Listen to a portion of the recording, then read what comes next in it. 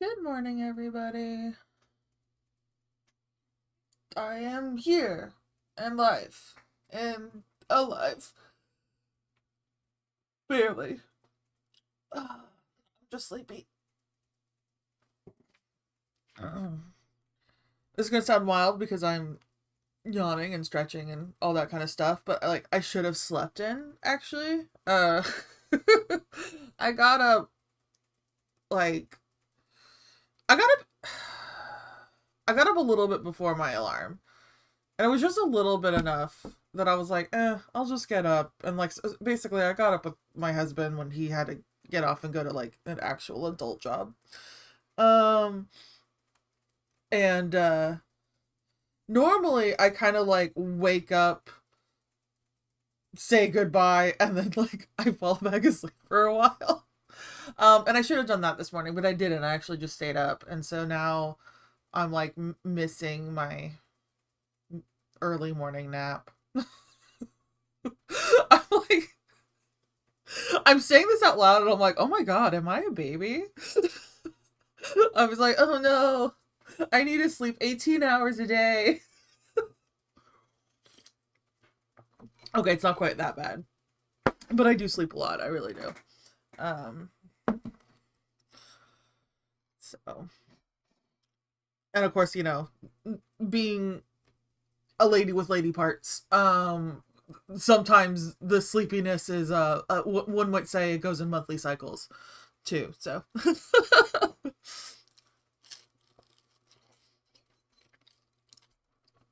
but all that to say is that I'm here. I've not eaten breakfast yet. So I'm eating right now. I'm not taking my pills yet. I'm taking my pills right now. Um, I'm still kind of tired from this weekend. I did a lot this weekend.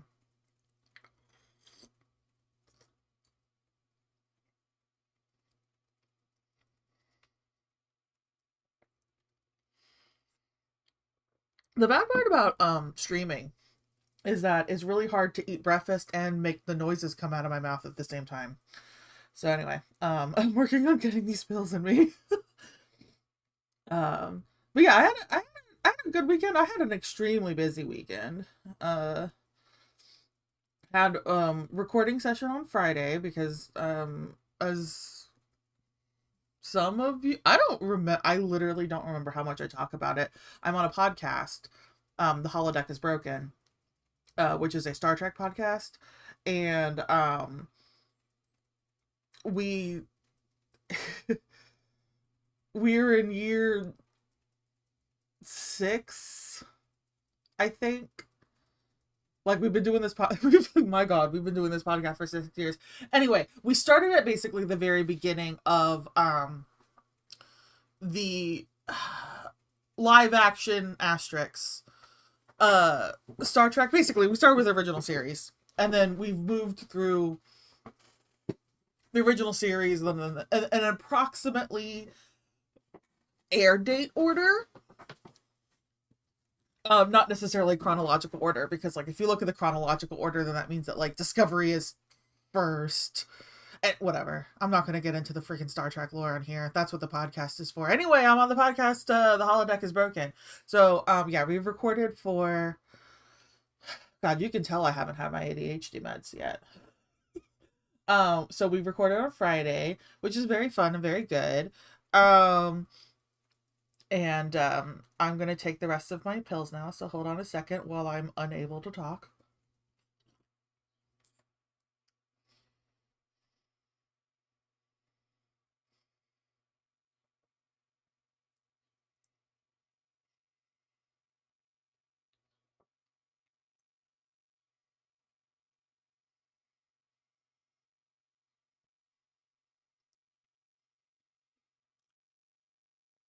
I think I'm gonna clean my coffee maker. My coffee tastes weird in the slightly sour way. So anyway, that's disconcerting. Um, it's not gonna stop me from drinking this though. Anyway, But yeah, so like Friday, but that was good. Like we recorded the evening, so like I didn't get home until I actually got home relatively early compared to sometimes we record. Sometimes I don't get home until like 11, but I think I got home around like 10 or so. And then Saturday was busy. I had multiple events on Saturday that I went to. Um Husband cousin thing. My mom had her birthday, so we went and I spent the rest of the night with my mom. Sunday I hung out with a good friend of mine who was going through a real nasty divorce. So I whatever, more support and gave her boxes. It's like I rounded up all the spare boxes I had and I was like, "Here you go." Not even for her stuff, for his stuff.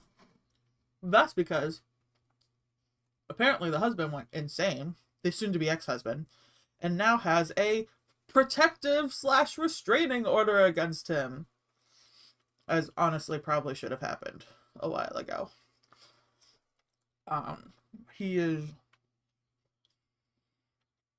not doing well, and he seems to have no desire to look at his own actions, and instead everything else must be someone else's fault.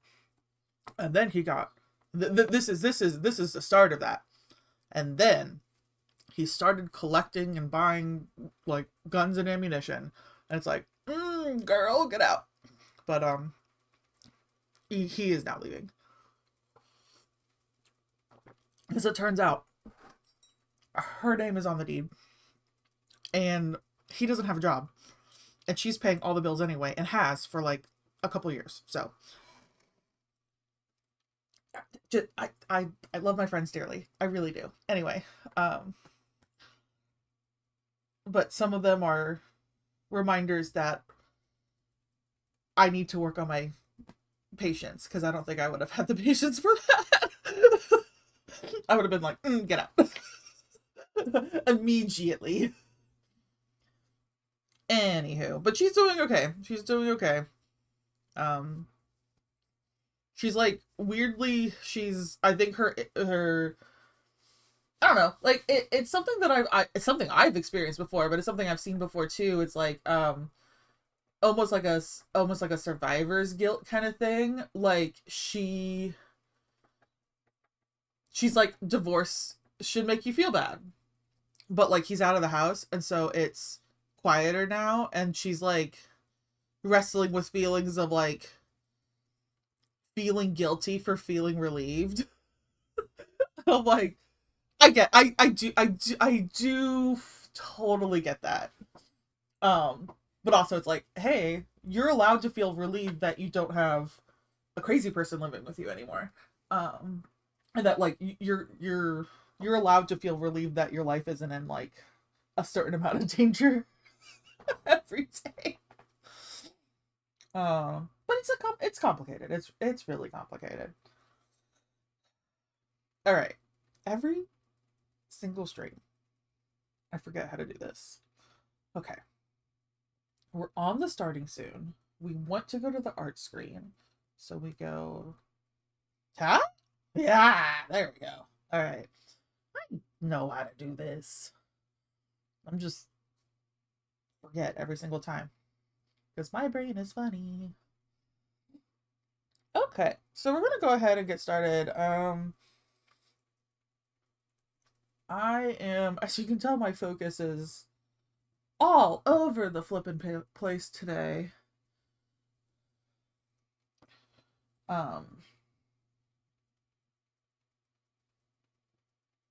Probably because I'm just really super tired. Anyway, yeah, I had a busy weekend, and that's honestly that is the vast majority of like my tiredness, is just I had a busy weekend. And I mean, I was able to rest a little bit yesterday, except my husband also then took yesterday off, which, like, it's not like most of the choices for me not feeling rested were definitely my choices yesterday. but he inspires a certain amount of when he's sick, I want to mother him. And so I spent like all day mothering him. And so, it's as it goes. Okay. We are drawing panels. That's what we're going to do with this one.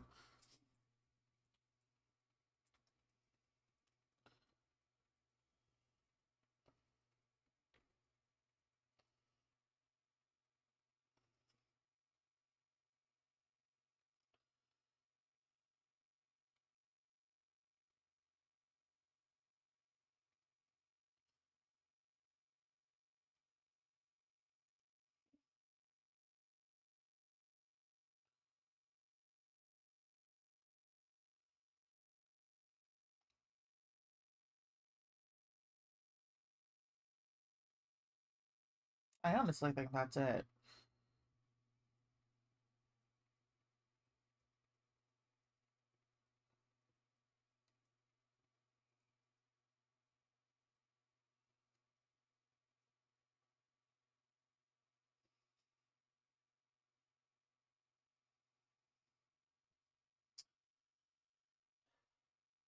I am catching myself zoning out already. This is going to be great, guys.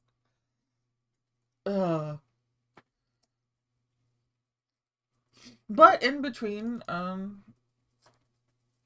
hovering like mama hen, around the people in my life this weekend, I was able to do something completely unnecessary yesterday, and I rebuilt my Steam mod list, and I almost have it ready. Like, I was actually able to start without crashing. I built a character without crashing, and I even got to like my preferred starting city of choice without crashing.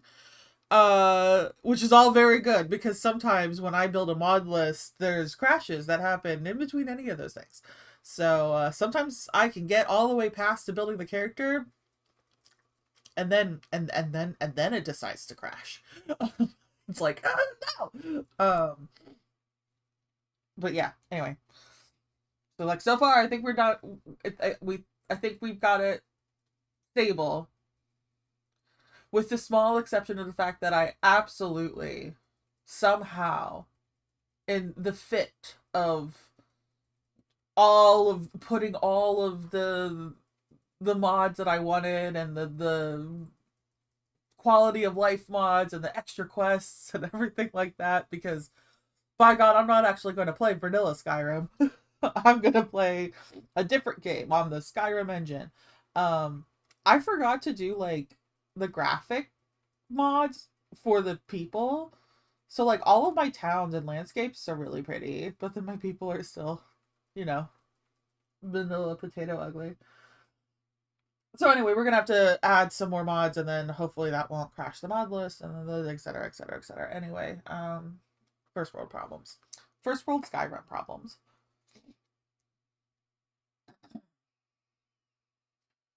So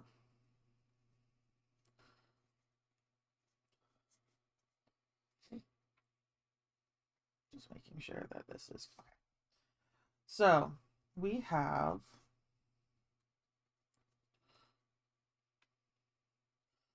I'm gonna have to, this is a new version of Trinket Hell, I think, which is landscape hell.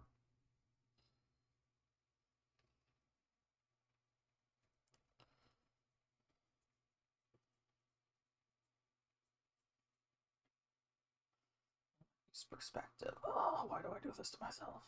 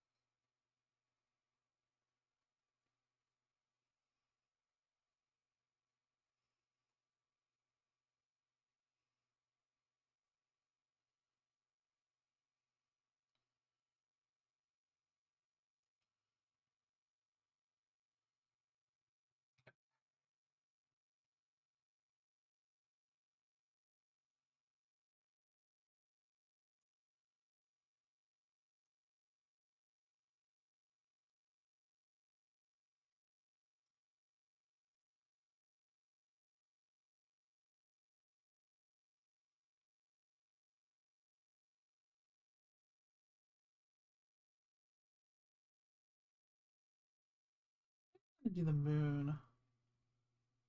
That's the moon. But also, this is a panel because I think I need to, like, it's gonna be like later that night.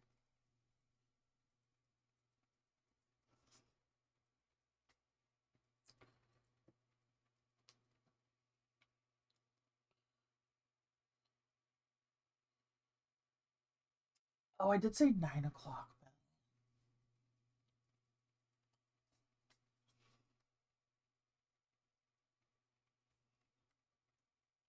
Why, yes, I'm writing dong all over this. But I think that's actually going to be part of the the word that I used to know that I'm clearly struggling to find. The onomatopoeia stuff for comics. The zip zop bam baff bow things. Oh god. Good morning, everybody. Oh, why do they let me on the internet?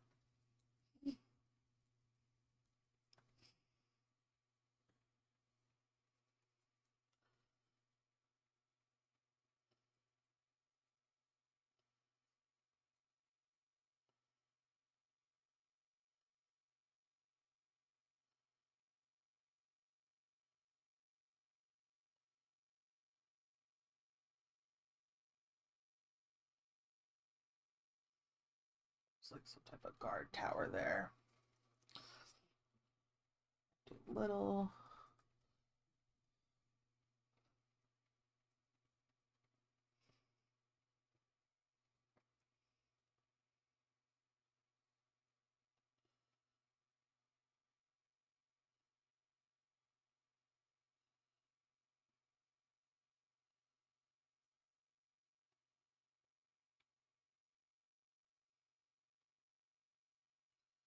Okay.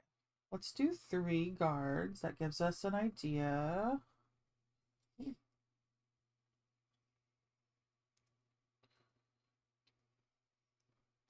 I don't think I'm going to start.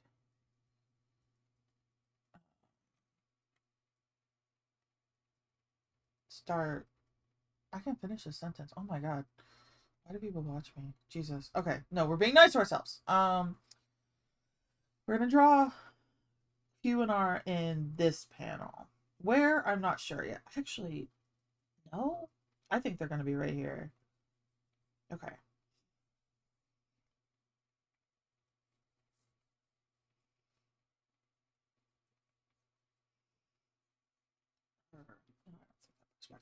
Yeah, they're gonna be like right here.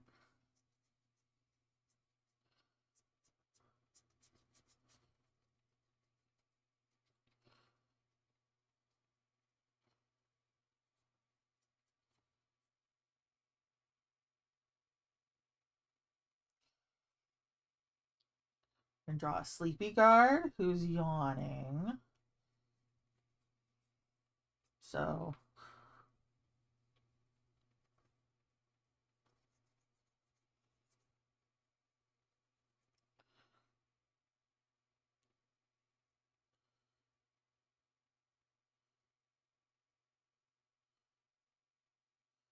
little teeny tiny quill helping up a little teeny tiny Roz in the background.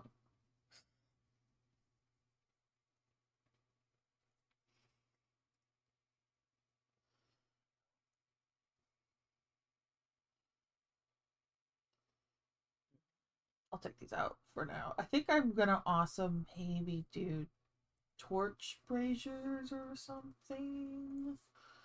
Or at the light source bare minimum.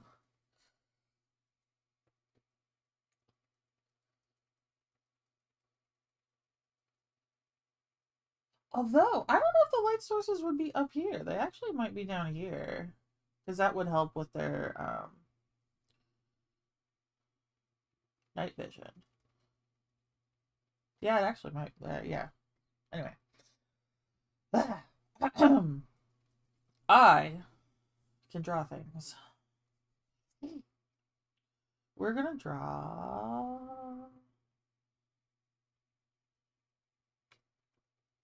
There might be like, I don't know, an armor kind of stand thing here. And then we're gonna draw some foliage. Yeah. Because this is like the backyard of the palace.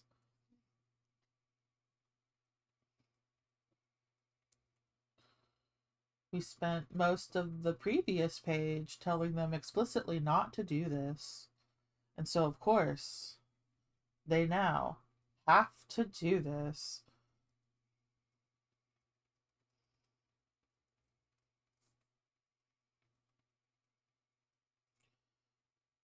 I actually kind of wonder if maybe I should just wrap the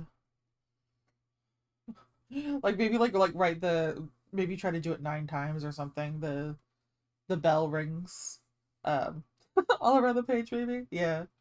That actually might be a good idea.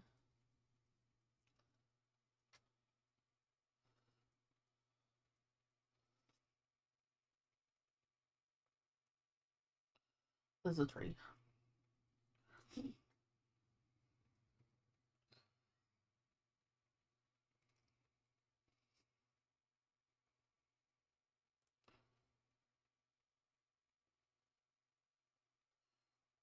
And the good news is that I've already designed the palace guard costume outfit thingies.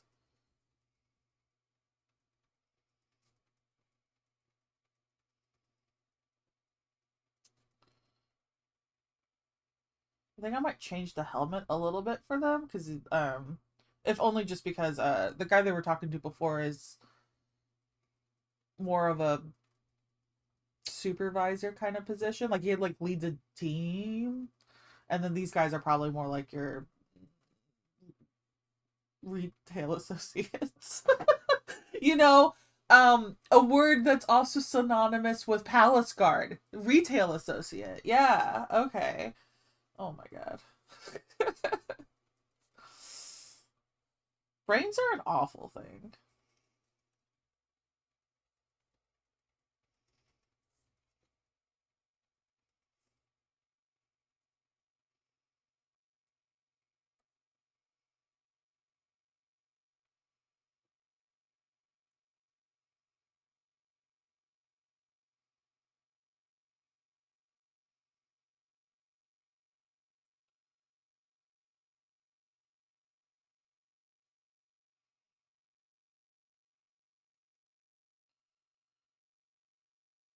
But at least we know what the rest of the outfit looks like. I think everybody has capes because they're palace guards, so of course they would have something billowy. How do you know they're a palace guard? They have a cape. All right.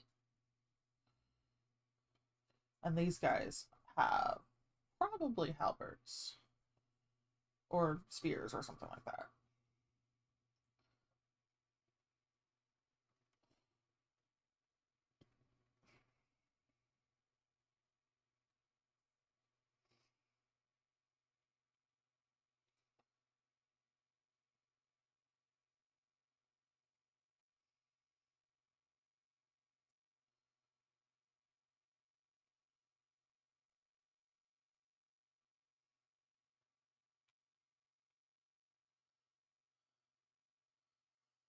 Ah, but you know what I can do?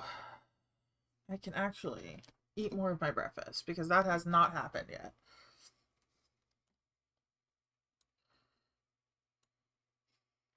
Oh, I guess while I'm doing that, okay, I'm gonna turn off page 17. We're gonna go back to 16 because 16's actually done. So I'm gonna eat my breakfast. I'm gonna let you guys look at this. I'll zoom in so people could get a little, hopefully read it a little bit more. Trying to make sure it's where you can actually read it behind like my face where I'm bouncing up and down, and then I'm gonna be quiet because I'm gonna eat my toast, okay? Because this definitely gives context for what page 17 is. The do not under any circumstances lose, sell, gift, or otherwise conveniently misplace this pass.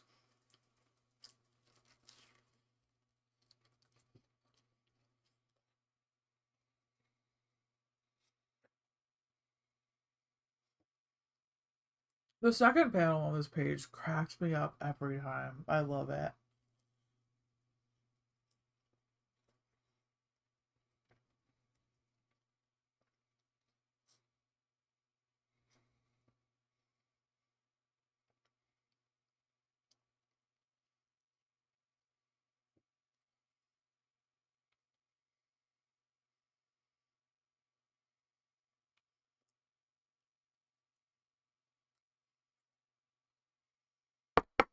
Okay. That's half of my breakfast I shoved into my mouth.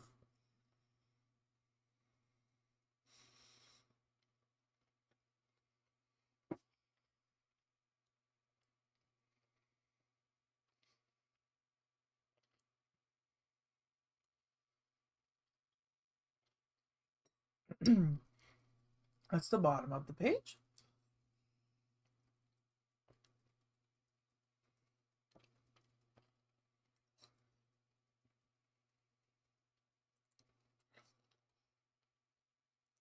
Oh, good morning, Jackie Beth. Hey, yeah, the angel. the second panel. I love it so much.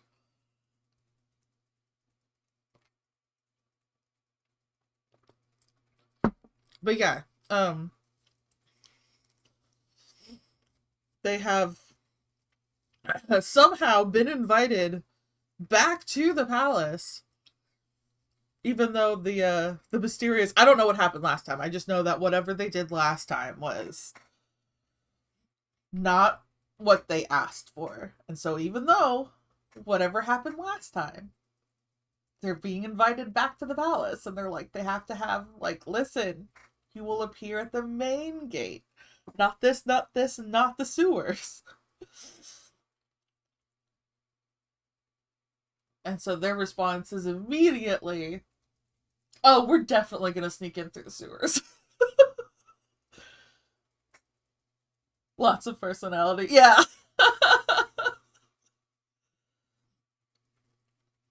I I finished this page and I immediately had an idea to draw um the person they're actually gonna go beat, basically the head spy master of who has that's the person who's who invited invited has a certain amount of, like, you can decline, has ordered them to appear. Essentially be like, here's the gate pass, you will show up. Anyway, the spy master, and I want to draw her, like, leaning over in her chair with, like, her hands over her face, like head towards the ceiling, you're like, face towards the ceiling with, like, her hands over her eyes, going like, they do such good work, but they're so annoying. I just really want to draw that picture. Because I feel like that's Roz and Quill. They do good work, but they're so annoying.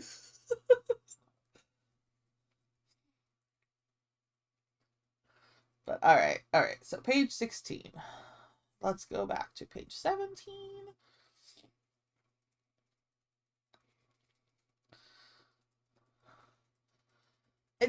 Roz and Quill are, in some way, one might call them geniuses. They are incredibly good at what they do. It just, they're gonna do it their way.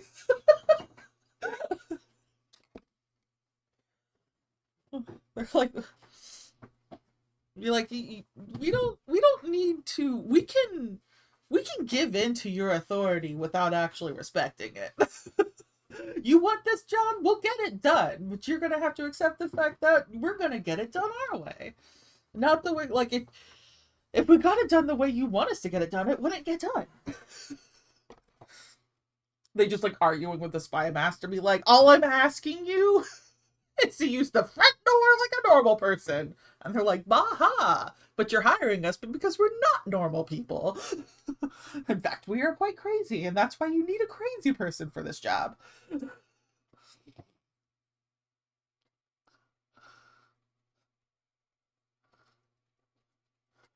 Raj just arguing with the queen, just being like, well, you see.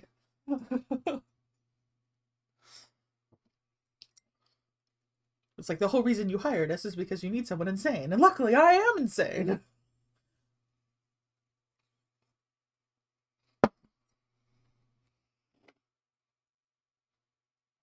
Okay.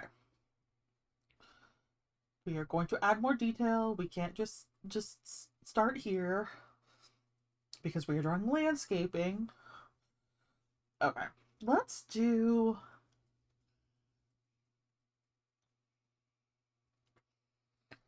hmm.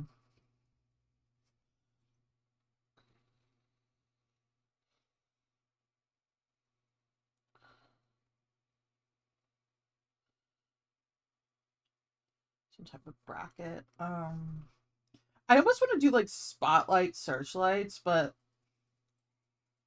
halogen bulbs haven't been invented yet. So I'm trying to decide.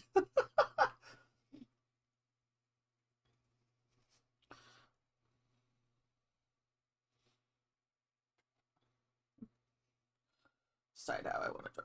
I could do research. One would could I could do research and see how they did spotlight type things in the medieval times and whatever and kind of go from there.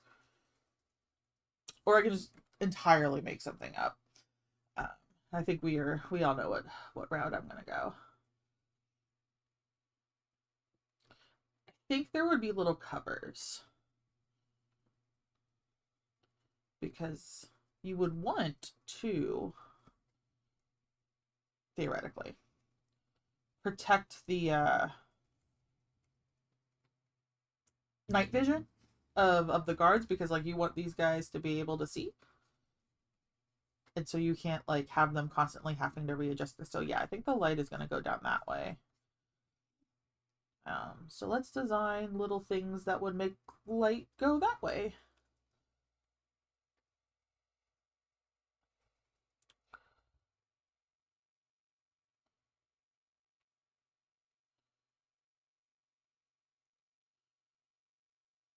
I think these are just these might be like little lanterns or something. They also can be magic because haha, I made there's magic in my universe, so I don't have to explain how things without electricity works.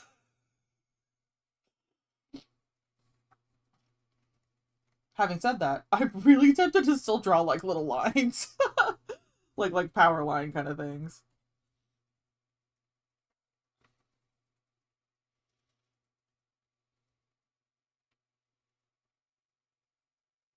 Maybe they're magical.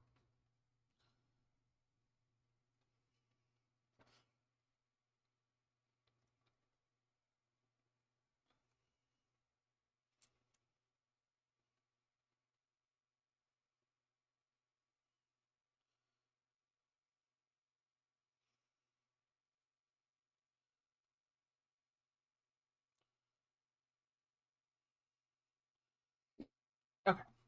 I think we're gonna do something like that, and then yeah. We could do something with the light here, with the coloring. In fact, honestly, I think mostly this. I'm not gonna draw anything in here. I think this is all just gonna be uh like through painting. All the like the lights in the city.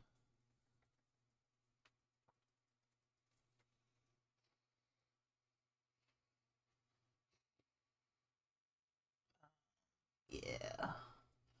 Okay. So they're gonna do probably that style.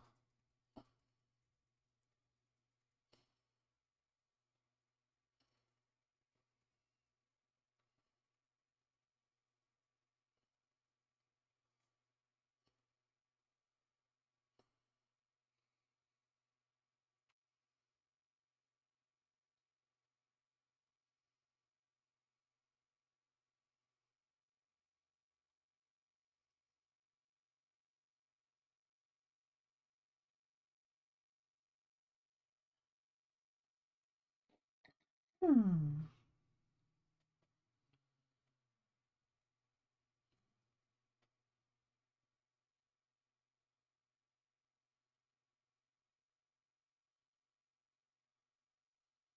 little staircase or something to the actual guard tower.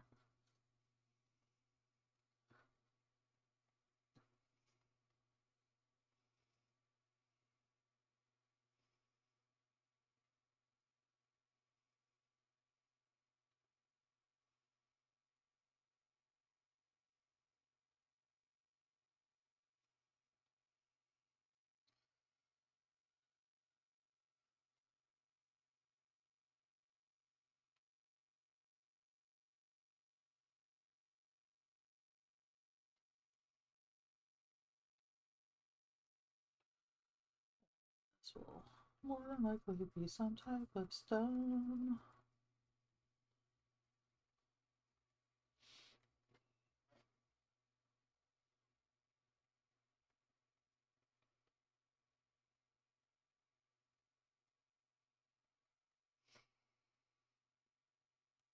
Like, we're going back into the detail mines.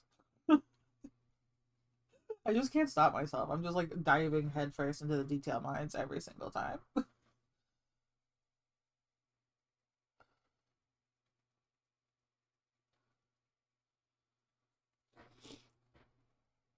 Okay, so let's see. We're helmet guy. They all have helmets. I'm gonna give them little, like, I don't know. The mohawk. I don't even think it's hair. I think it's like all entirely made of metal, but it's to mimic, I don't know, the I'm actually thinking horses, but you know, like fancy horses where they like cut their manes, I guess, and they look like little mohawks, I guess. I don't know. I think that's the idea I'm having in my head. That's what their helmets look like. Because secretly I really only know how to draw one type of helmet. And that's this type of helmet.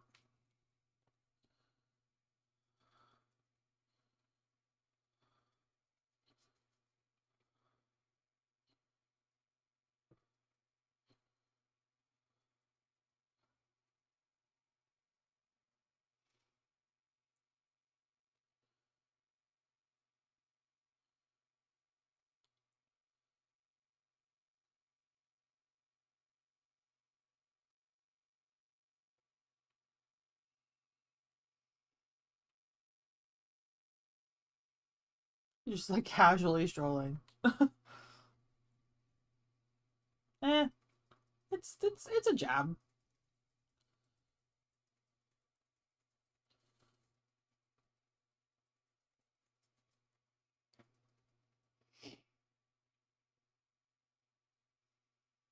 I remember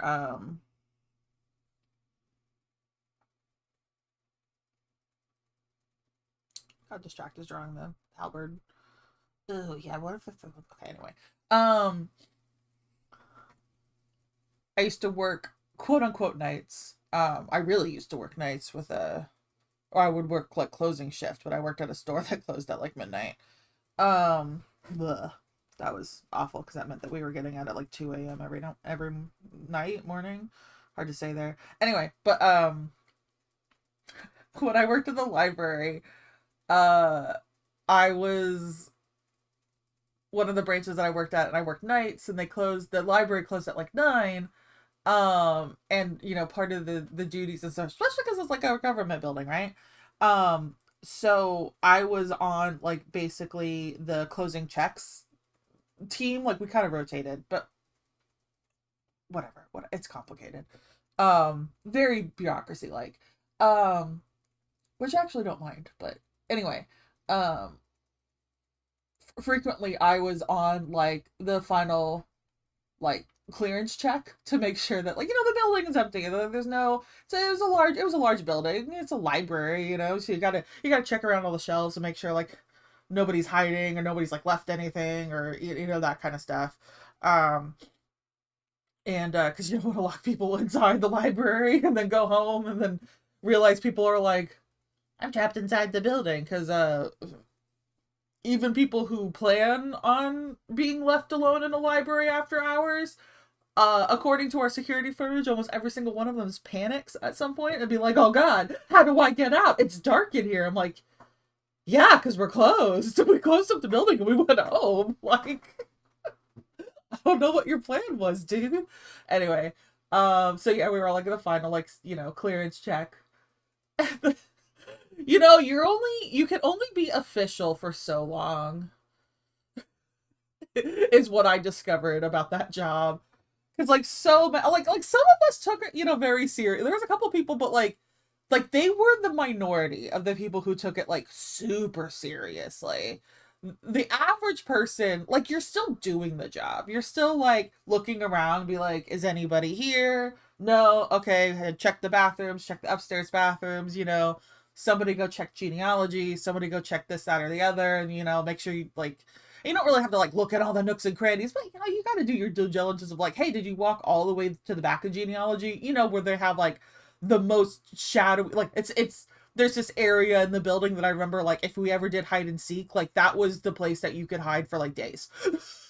It was just it was nothing but corners. It somehow like broke Euclidean geometry. Um, you know, I when it's your job, you just sort of start walking around going like, yo, are there any ghosts in here? Like, you're still doing your job, but you're no longer like stiff upper lip. And so I just feel like these palace guards probably have gotten to that point where they're like, like, just, yeah, I think I'm gonna do this as a railing, and then this is the battlements kind of protection thing. Yeah, that's gonna work. Yeah, but like, it's your job. You work night shifts or whatever, and you're patrolling along the wall, and maybe you've got like different duties or whatever that you kind of like switch back and forth on or whatever. But like your normal job is patrolling the wall at night.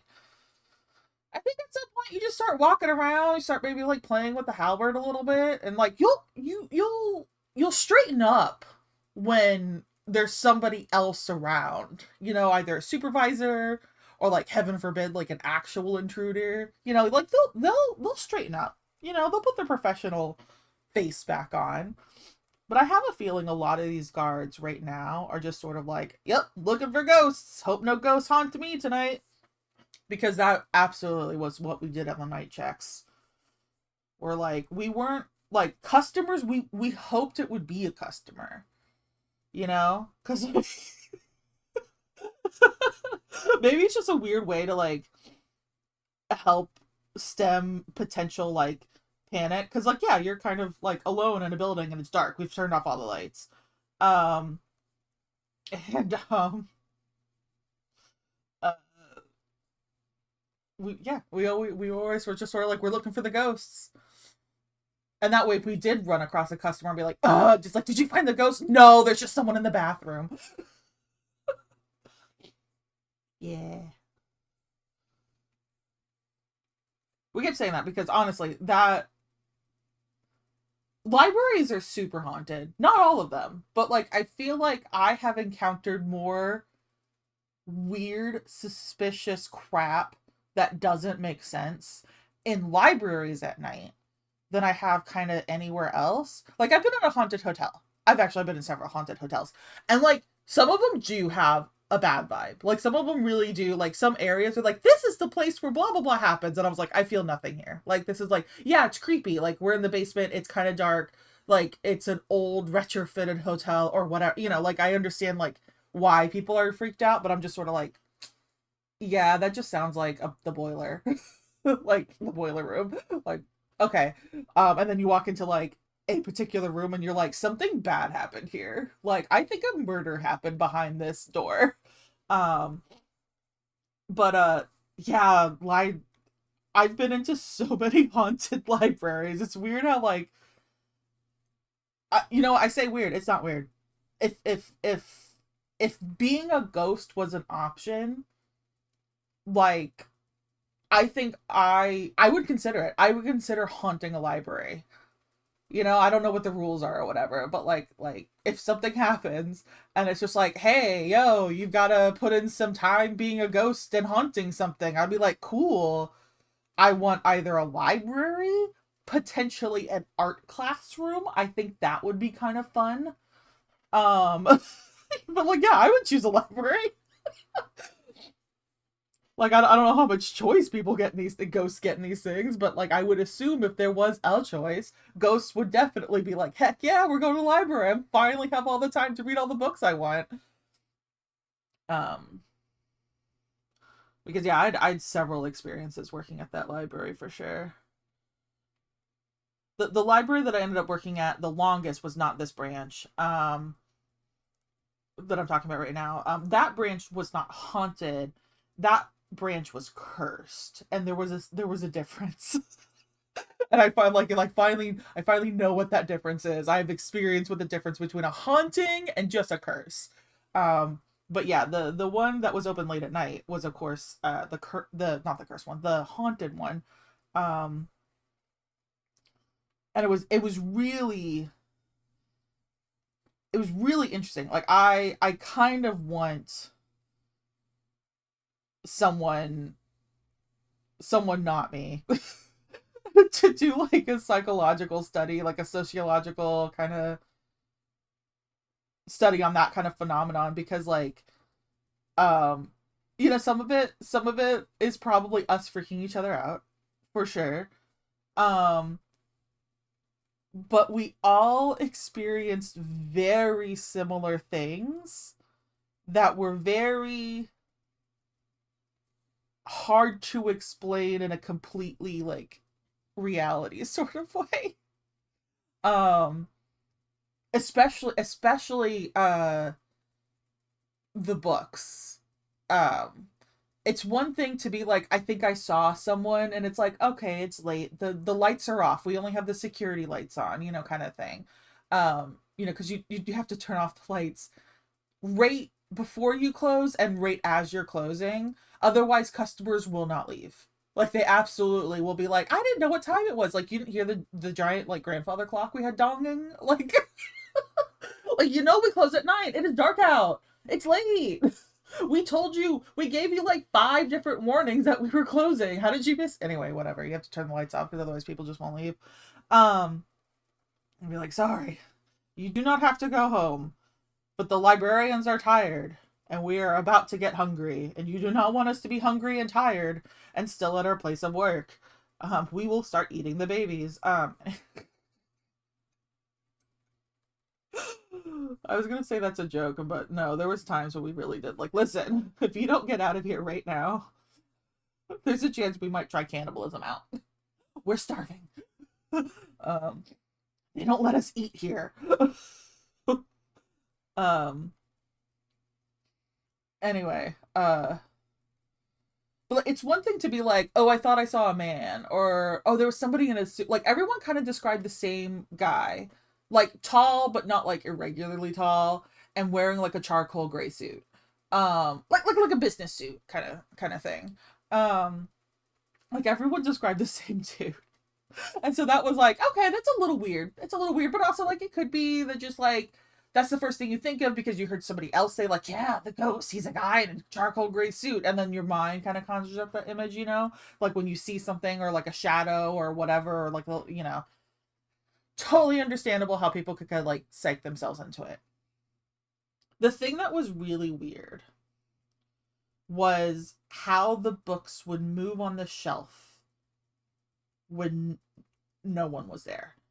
And the the books moved on the shelves all the time, but when it's open, when there's customers, even if it's been really slow that day, there's still a thing in your head that says like someone probably came in and I just like while I was helping somebody else or while I was looking, and then they moved it. And like it's really easy to kind of like go like someone just like happened to because it's a library also, people are quiet, and like if you're looking for books, a lot of times like the average person, you know it's browsing for books at a library, and so they kind of like quietly walk along the shelves. It's totally normal to be like, oh, you go and you help somebody, you help a kid, it takes you 2 minutes, but that 2 minutes, a lot of time, that's enough time that someone could walk behind you, or like a shelf over, grab the book that you were just about to put away or whatever, and go like, oh, this looks interesting, and then walk off with it without a word, without you noticing. So then you walk back, be like, I know I just left this book here, and then it's like,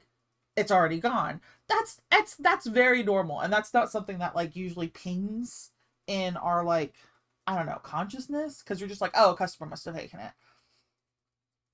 But when we were closed, I we almost all of us had an experience where I just realized I have no idea what I'm drawing here other than I know what I want to draw, but I'm not sure how to do it. Anyway, almost all of us had an experience of watching the books move on their own. Which is absolutely I know, an insane thing to say, but like they did. So we were like, yeah, he's browsing for books again. No. I'm gonna see if he cleans himself up. Like we actually got to the point where we were just sort of exasperated. Like we weren't even scared anymore. Like it freaked me out the first couple of times, and then like just straight up I remember one of my coworkers was just like, you'll get used to it. Which is, I'm now looking back, a wild take to be like, yeah, you'll get used to the ghost. He's kind of a klutz. Just like, but yeah, one time I was in the kids section, and so the kids section's already kind of a disaster waiting to happen because it's the kids section. And mostly all these books are very thin because they're not very long because they're for kids. And so as opposed to like an adult textbook, especially like in a nonfiction section that's like, you know, a good 400 pages, that book can kind of stand on its own. The smaller the book, obviously, the shorter the thinner the spine, the harder it is for it to stand up sometimes. And it's very easy and liable to flop over, especially if it's a paperback. Of which we had lots of paperbacks. We had a variety of both hard and soft cover books, especially for kids. Because that's just, you know, that's how it works. And I was doing my checks, and we were, you know, making sure all the customers were out. Oh god, you have to really check the kids section because you will know, you like, babies will hide. They think it's so funny, which is like, nah, I get it. No, I was absolutely the child who would try to hide in the library. Yeah, no, for sure. Um, totally understand it. Still have that urge. That's why I work there. Um, uh, but yeah, going around, and I, in the nonfiction section, in the kids section, doing the checks around the shelves, you know, be like doing my due diligence and just making sure we're going around all the corners, making sure nobody's hiding in the bottom of a shelf or something. It's happened multiple times before. Um and I just leave like it's like the end of the 900s where like all the state and the history books are at that section, and I'm just walking away. I'm like 3 or 4 steps away. I'm getting close to like one of the kiosks for like checkout. So like I'm actually thinking about it in my head. Maybe maybe like 8 to 10 feet away, like 8 or 10 tiles, you know, and they were like 12-foot tiles. Um, and I hear like a like books falling, and I'm like, the fuck, you know, like did I brush up against something? Did I, you know, the me moving the air current, was that enough to cause like a book avalanche or something? And I turn around and I see on one shelf in the like not the whole unit, but one individual shelf. Like I don't remember which one it is, but like say it was like the whatever. Like here's the states, like Alabama to Missouri, like that's it, you know, like one shelf or whatever. That's not usually how it works, but we're just gonna go with it. And they had all like completely not just fallen over on the shelf, which is what I originally thought happened, but just that one section had fallen completely on the floor. And it was like none of the other shelves moved. Everything else was fine. I know that those shelves had been packed as in we had packed them back together, and like we scooted the bookshelf, the end, god, what do you call them? The little spring loaded like bookshelf ender things. Like I knew that they were like they had been straightened. There was no gaps. There was just like we had neatened and tightened them, and we had packed them nicely. So like, the 2/3 of it was books, and then there was another third of the space left for just like open stuff for like a display, or honestly just ease of access. Like I know those books were like that. But no, they like exploded all over the floor. And like the manager, I think, of that particular branch was probably one of the main reasons why the ghost rumors persisted so much, because she was so adamant that it wasn't haunted. And we're like, listen, Emily, it's haunted. Weird things happen in this, but she's like, it can't be haunted. I watched them build it. And I was like, so? Like, it doesn't have to be old to be haunted, apparently. We're just saying weird stuff happens here. And she was like, it almost got to the point where like we kept bringing her information, and it'd be like, this happened, this happened, this happened, this happened, we can't explain yet. Like, listen, we're librarians. Almost all of us almost all of us have degrees. Most of us have master's degrees. And we're like, look, we know it doesn't make scientific sense, but hear me out. A book levitated, and she'd be like, there's no way. And then be like, watch the camera, Emily. And she was like, no, that's just air currents. Like, girl. And like, I honestly, there's a part of me that thinks that she knows what she was doing. She was like, the more ridiculous I try to like make myself seem to shoot this idea down, the more they're gonna believe it's haunted. Um, hey, it works. There was customers that went to that library because we're like, we heard this place was haunted. And we're like, heck yeah, it is. And the Emily's like, no, it's not haunted. Please, yes, come in and bring your children and your friends and your aunts and your uncles and your cousins. We measure our success on foot traffic. So like, I do think she knows what she was doing. It was built over a pond, and the people who gave the land to the library to build and gave us this pond that we then had to fill in, or they filled in for us. I actually think we didn't take over the land until they filled in the pond. Anyway, I'm just saying that this is a particularly rich family, and it would not surprise me if there was maybe some people that they had ensured that they would no longer be around to affect them at all anymore. We're probably in the bottom of that pond. That's my theory. And so now that with the building built over this now filled in pond, now their spirits have a chance to wander around the kids section of the library and annoy the librarians, or mess up all the DVDs. That was another thing that the ghost did all the time, was just sort of like, let's just throw all the DVDs on the floor, but only the DVDs that like they don't like. I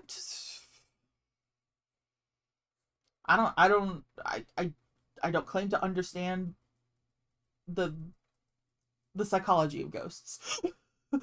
Other than they probably need therapy.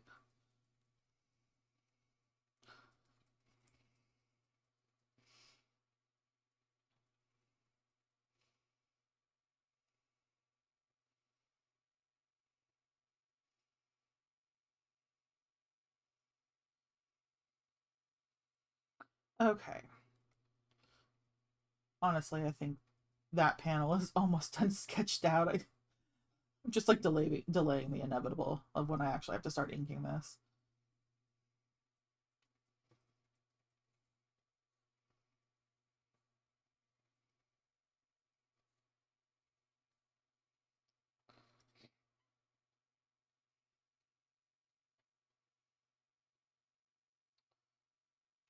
Yeah, I've worked quite a few places, and like I've worked at places like late at night before, and yeah, there was nothing quite like that particular branch that when we go, okay, I think of all the places or people have said, oh, I think something's weird happening here. This is haunted. I've like, that was the one place I was like, nah, you're probably right. There's enough weird things happening to enough people of different, like even customers sometimes would be like, I think someone tapped me on the shoulder, but I couldn't figure out who it was. Like, who touched me? And we're like, man, we're looking at the security cameras and there's no one there. Like, sorry, the ghost got you. Um, but I worked at like a bookstore, and I've worked at a lot of retail and stuff where it's like, you're open really late at night and stuff, and things get weird late at night. Like, once it gets past 11, um there's just a certain amount of like, the world starts to go quiet, especially if you're like in suburbia. The world goes quiet, and then all of a sudden, like, your brain goes, aha, this is where the demons come out to play, like, and then just starts to overactive imagination. And like, I worked in so many places where people were like, oh, that's weird, and you're like, that's Kevin. Like, that's not, like, it's, I don't want to burst your bubble, but I really, really, really don't like. It's not that I don't believe in ghosts; is that I just don't think this place is haunted.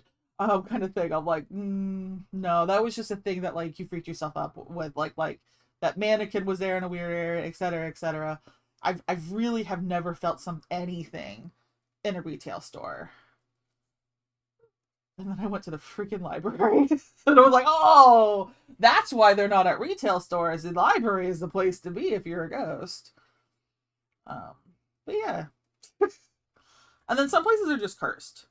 I'll be like, yeah, no, it's not haunted. It's cursed though. We need an old priest and a young priest. Um, and that's like a different kind of, that's mostly like a bad luck kind of thing. It's almost always like anything that could go wrong absolutely will. Like when a place is cursed, you can actually start to predict when the bad things will happen. Um and it becomes almost like reliable enough that you can actually start to prepare to counteract the curse. But like, you can never quite get rid of the curse. And that was the branch that I worked at. And it was just like, if we were going to have a big program that day, that's when something would happen. We would never really quite know what, but we would know that it's like, okay, we're having a big program. We're expecting, to have a lot of people. And again, we measure our success in like foot traffic. So, and so it's like, aha. And I like, it was always something like when the, plumbing exploded so badly, it like was a fountain of sewage coming up from the, uh, drinking fountains in the middle of a huge program where I had like 100 people. And like, all this stuff is kind of explainable, but it's just like, yeah. But at a certain point, you're just sort of like, this always happens. We never catch a break. You really start to think, I think we are cursed. Oh, and the wall. There was one part of the wall in the cursed library that bled. And I'm saying it out loud and it sounds insane, and it is, and I don't know why we didn't give it. But like, we had it checked out by like 9 different experts. And like, no, everyone was just like, we can't explain it. Like, we literally chiseled it. We've replaced, our maintenance guys replaced that section of the wall at one point, and it still kept doing it. So we were like, at a certain point, we're just like, this is our life now. Okay, when I say bleed, it wasn't blood, but it was something that was thicker than water.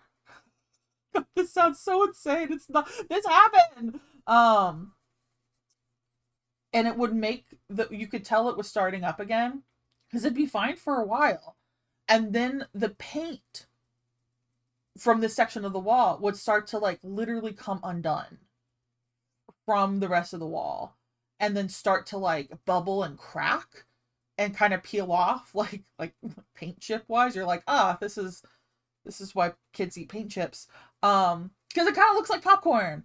Anyway, don't eat paint off of the walls, guys. Anyway, but yeah, it would just do that. And so like, they replaced the wall, they sanded it down, they put in, like, I think at one point, I think they even like drilled into it to see if it was like a plumbing leak, despite the fact that there was, like, on the plumbing like plans, there was no pipes at all that ran on over there at all.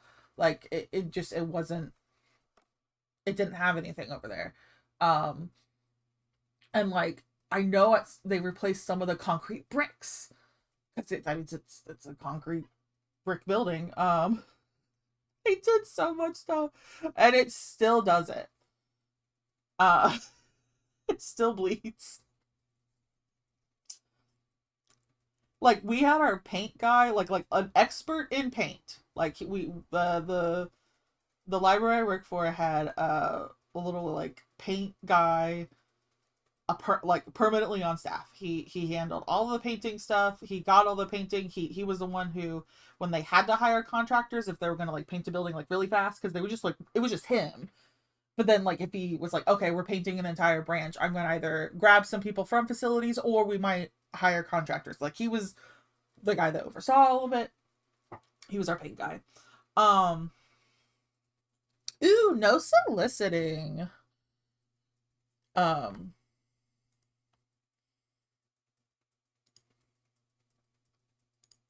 okay, goodbye.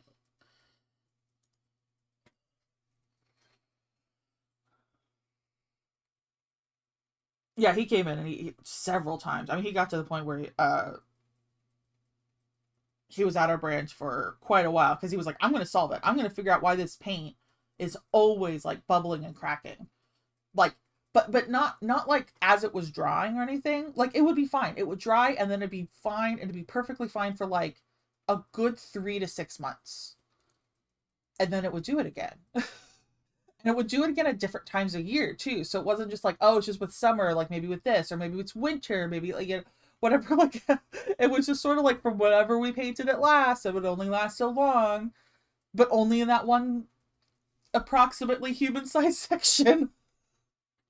Because it was just like about, 18 or so inches in width, and about 5-ish or so little feet high. This is sort of kind of ellipsis oval shape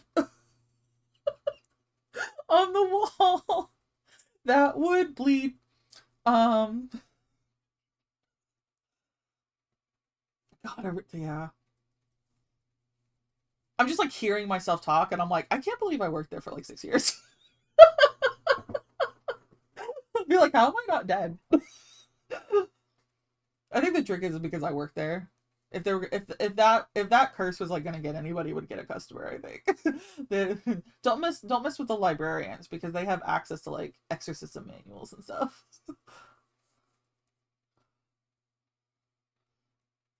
I think that was just the thing we told ourselves to make us feel better. Yeah, there was definitely several times where we performed unsanctioned, uh I don't even know, exorcism seances, more like a seance. To remember that. Nothing quite like going to work and your boss saying like, all right, are you ready? We can't have candles, so that's why I got LED ones, because you can't have fire in a library. But are you ready to see if we can figure out why this wall bleeds? Like, sets up an altar.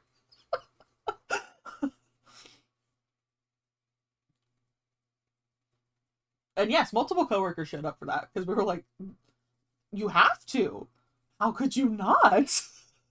I'd be like, all right, our boss is gonna like perform a seance to try to figure out what's haunting our building.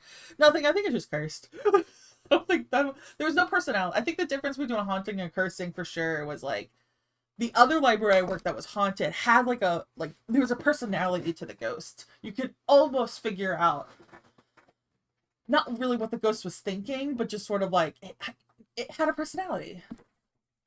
But no, the branch that I ultimately ended up working at was, I think, just cursed. It was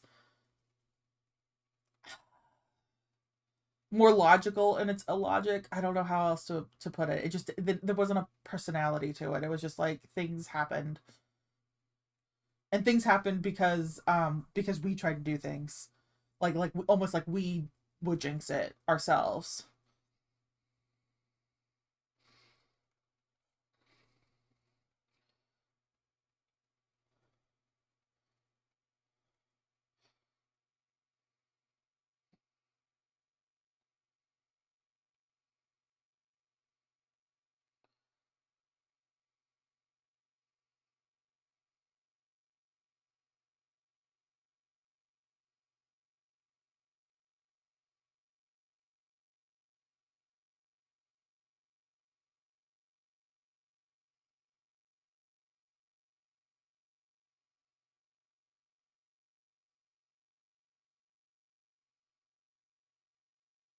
I don't want to do hair. It's probably swept back or something if it is. Anyway, haunted library stories. Woo! I tell you, it was pretty fun. You ever have a chance to work at a place that's haunted or cursed or whatever, um, there's something that's way nicer about. I don't know why.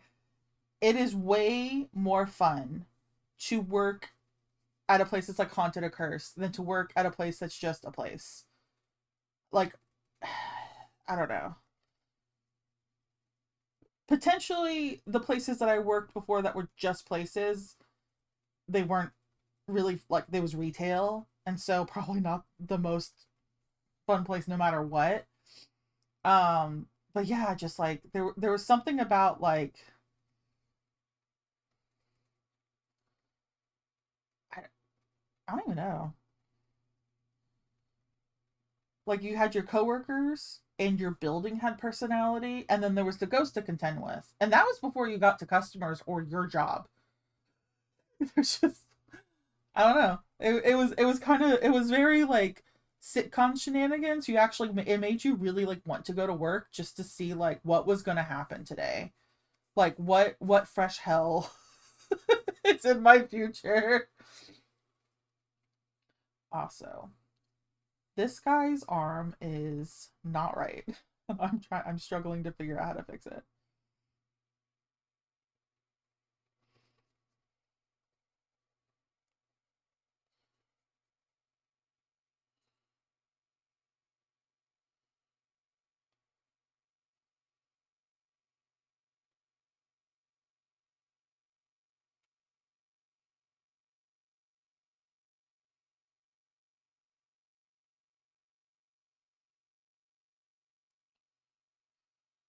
Okay.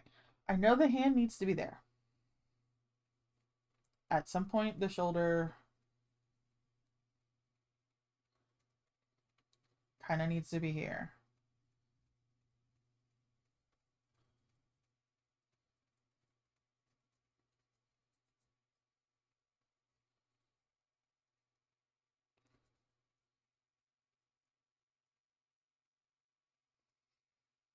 I think honestly the thing is that it's kind of a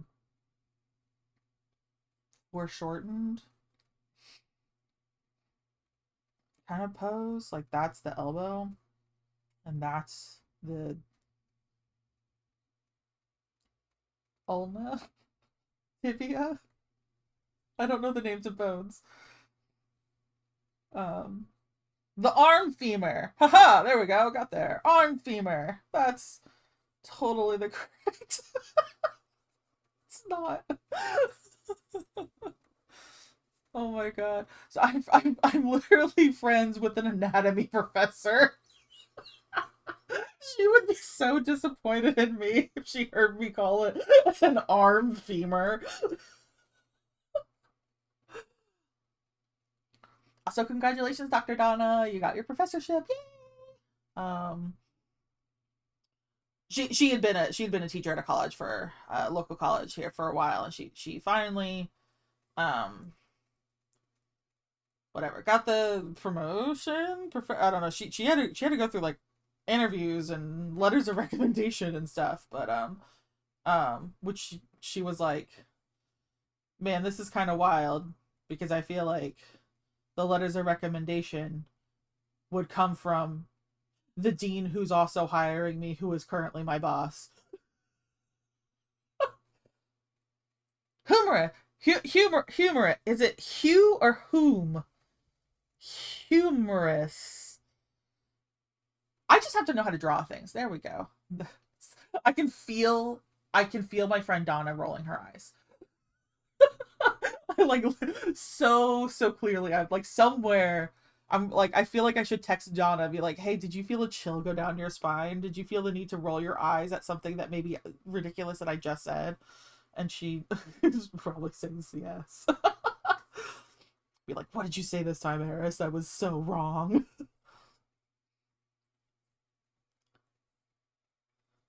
But yeah, she my friend got her professorship or whatever it's called. Not tenure, but whatever. Not adjunct. Full-time professorial, assigned an office and everything. Potentially, no, she didn't have her own lab space. But yeah, she does have her own office, and I think potentially minions. I think she said something about minions, or like maybe she can take on TAs now or something like that, as part of like the fact that like she's going more to like officially a full-time status as opposed to just I happen to teach enough classes I might as well be here full time.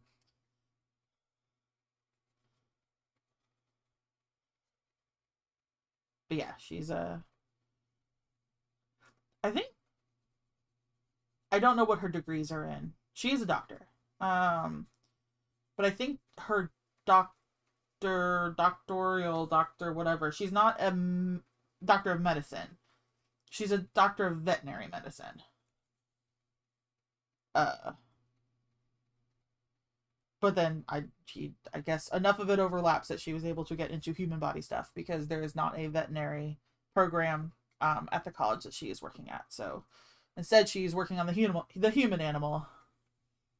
She just obviously can't practice medicine on a human animal, but the bones are basically the same. It turns out like oh my god, like it was so much. I learned so much just going back and forth learning the skeletal structure of animals and then humans and then like realizing like especially mammals and stuff like you can kind of track and you're like oh that's what that like that bone slightly different shapes or lengths or whatever but that's the same bone in like humans to dogs kind of thing. You're like oh especially like legs and stuff. um anyway, um art hacks I guess. Look at skeletons of different creatures and it starts to make sense. You start to realize like oh that's why that bone is shaped the way it is because you know this that or the other. um but yeah.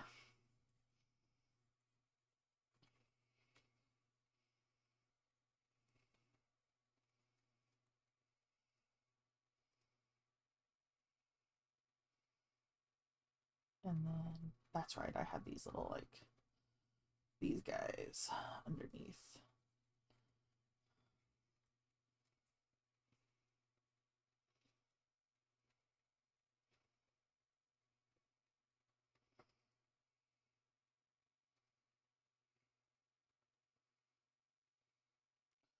I actually think that it might. No, wait, the glove was supposed to be like almost fully encased in the forearm. It's the bicep that had the okay, I'll have to figure that out. Whatever, we'll do it.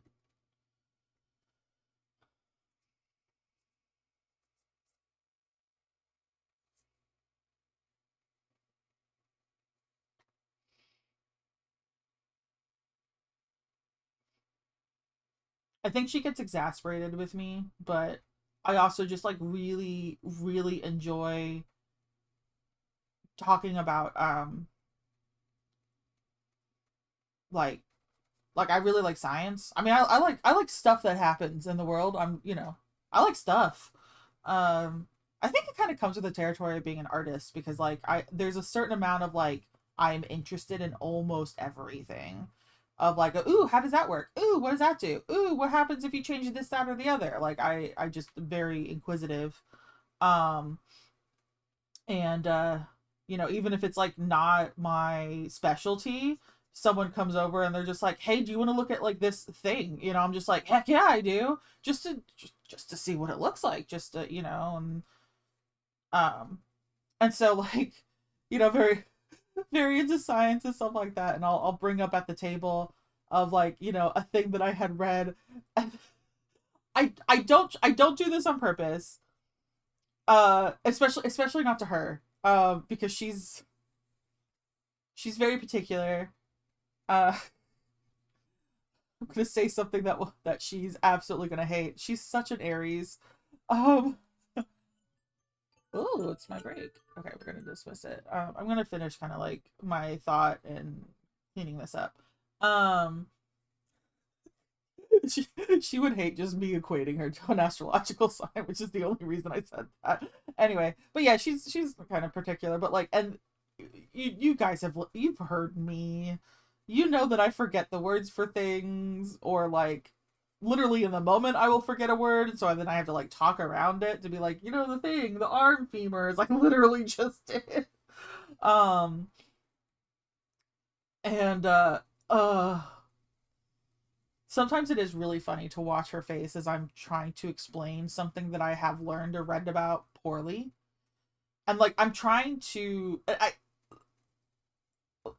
trying really hard to um like understand the actualities of it.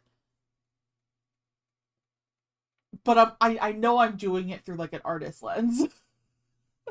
And so I know she gets really frustrated with me sometimes.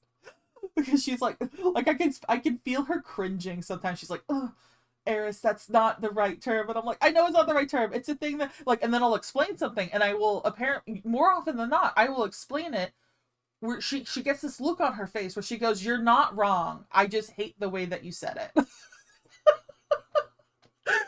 And I try not to do that on purpose, but I kind of I love when my friend Donna says, "You're not wrong, but I hate the way you said that," because that is a phrase I have heard multiple times before, and it fills me with such glee every time I get it. But I don't try to do it on purpose. I try to get it honestly, you know, especially because like I know it really bugs her. Uh, I shouldn't laugh so much, but you're not wrong, but I hate the way you said that. Like, thanks. My work here is done. Maybe I'll do another little ribbon, kind of matching Jameson's. Yeah, I think these are halberds because that's like a big axe thing up there. Very very choppy choppy. Okay, I think I have doodled as much as I can. Oh my god. The next bits are unfortunately inking, I think. Dang. Okay. All right. I'm gonna save this, and then we are gonna go on a quick break because I still haven't even finished eating my breakfast. Yeah, I'm gonna take a break. I will see everyone back. Let's see, it's 10:33 according to my clock. Um, we'll do about like a 7 or so minute intermission. I will be back at 10:40. So use this time to get up. Please stretch, be kind to your spines, get some water, go to the bathroom, whatever it is that you need to do. And I will be back in about 6-7 minutes. Okay, I will leave the music on, and I will see you then. Okay, I'll be back in a little bit. Bye.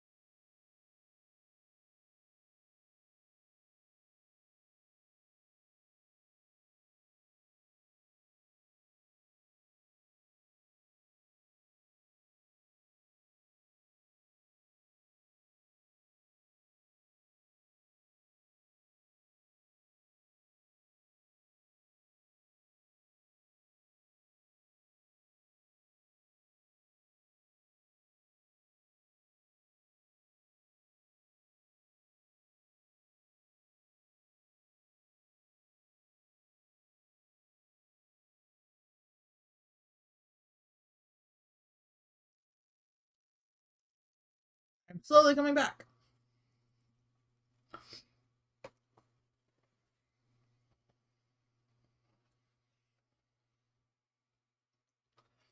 Okay. Oh, one last stretch.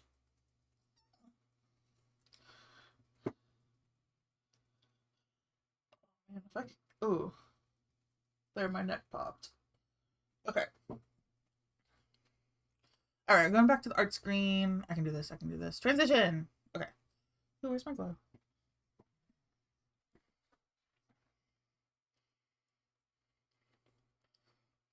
Well, there we go. So like transitioned on my end, and then I looked up at my phone, which I use as my like, I don't know, whatever you call it, like the kind of like director station.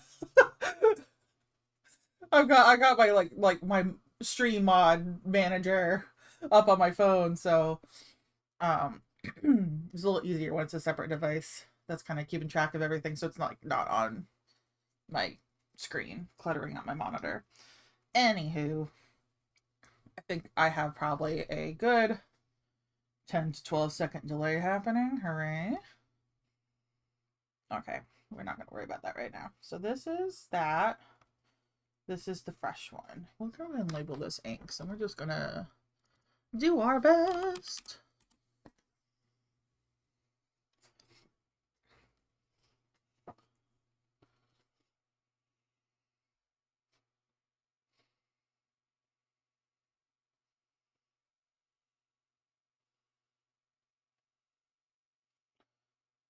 Actually, let's keep that back a scotch. Okay. So we're at 30. Perfect. Okay.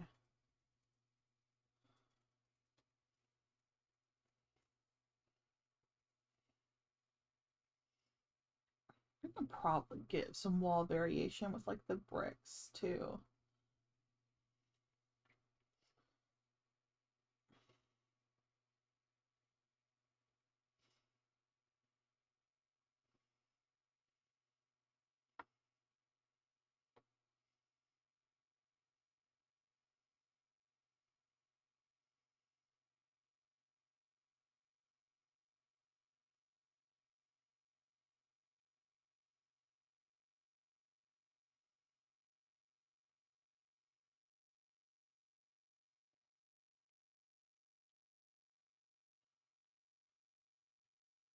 Yeah, this is just got all. This is just gonna be an architecture page. Yay! Oh my god. I'll get it right later. Oh my god. Nope, I'm just not gonna be happy with any of these lines.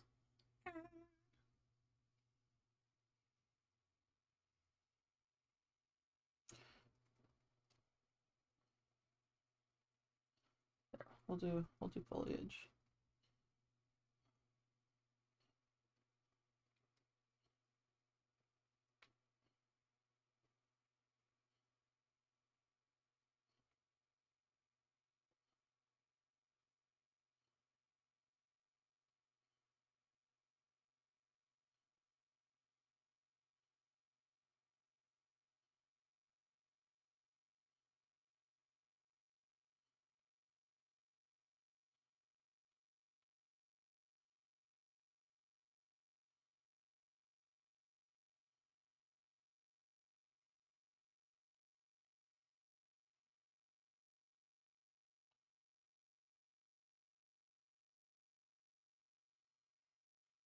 That's an odd branch sticking out.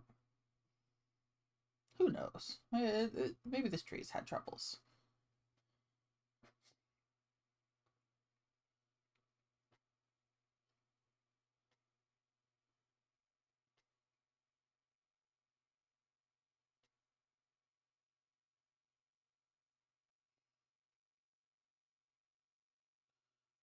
It's like I'm doing ink stuff, so now I'm all quiet.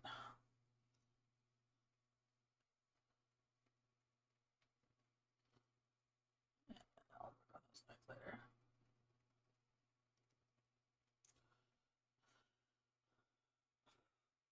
Yep, that's a moon. I guess what I can do is actually just draw the circle. I could just have it do make the computer do a circle for me, but I don't know. Whatever. It's fine.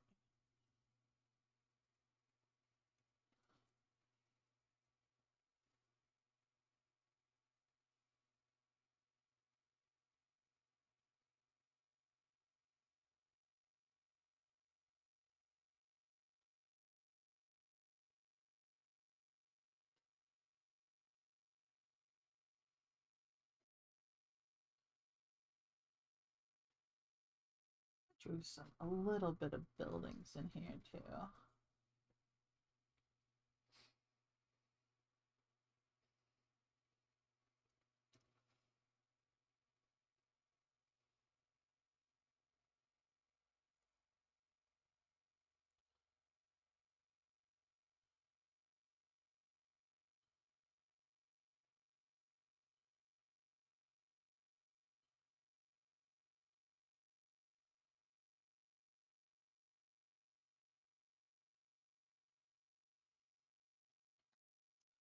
His feet obviously leave something to be desired, but okay. All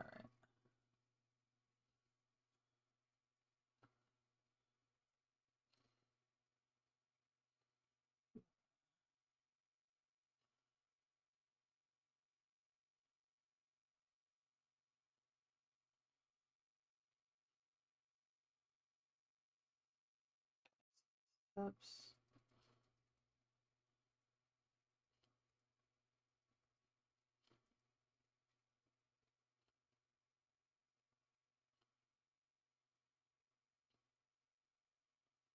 Something like that. Yeah.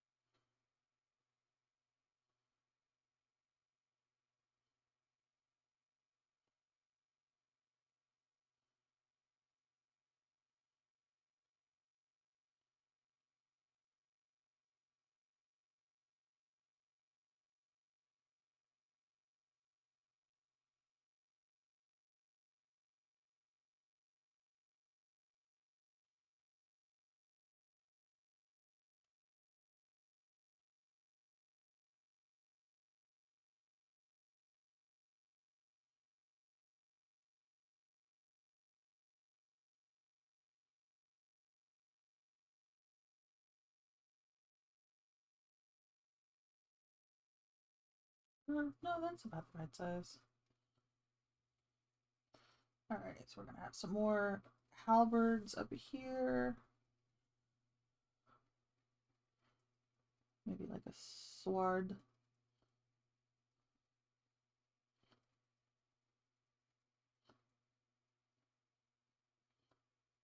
And then bow. Okay, something like that.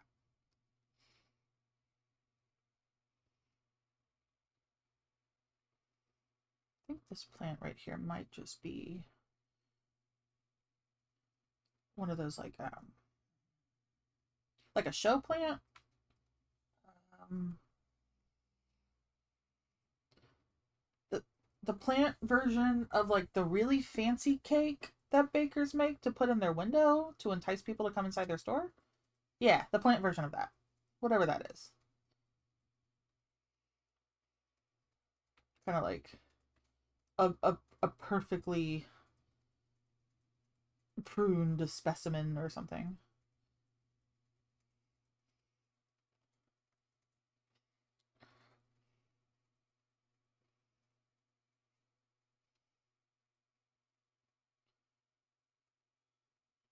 Yeah, what if it's like one of these shapes or something? They made it so pretty.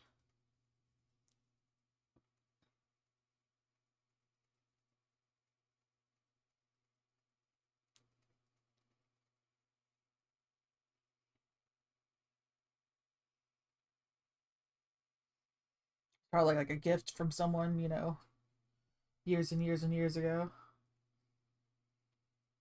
Because apparently that happens a lot.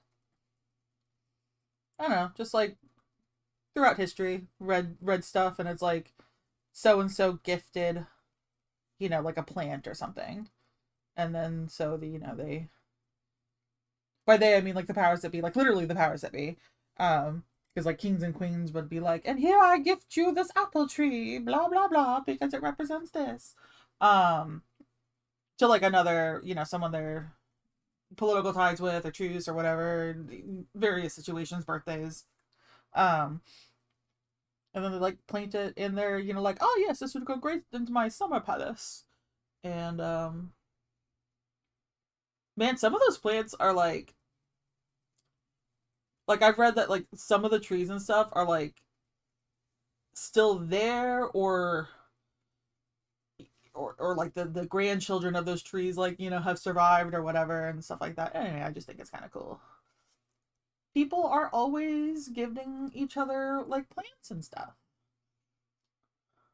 I think that's neat.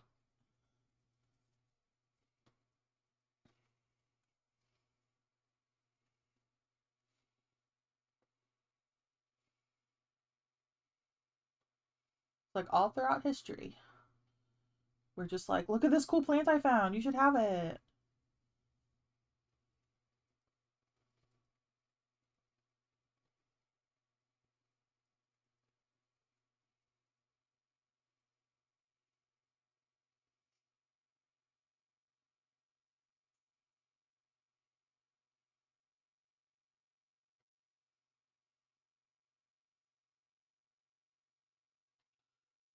Now we do want to do a lantern here, but we'll sketch something out.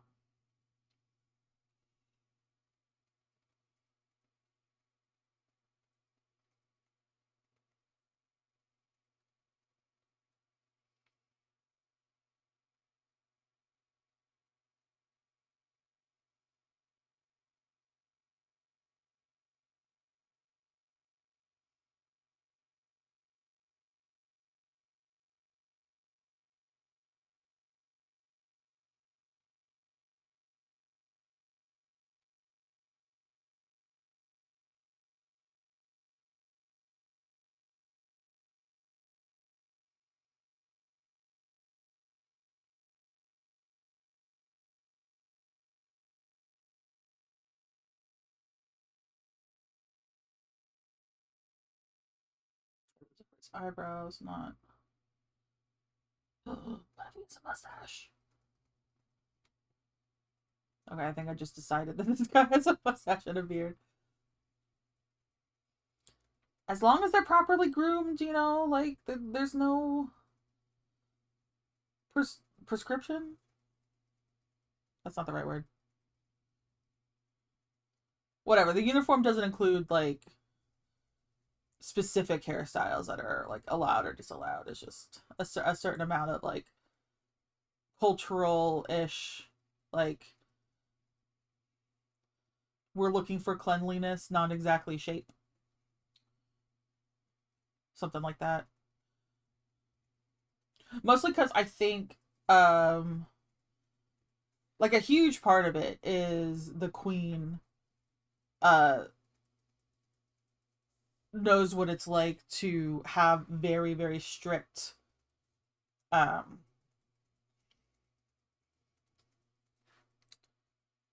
like not only image that she had to like perform, but like that she had to like constrict herself into.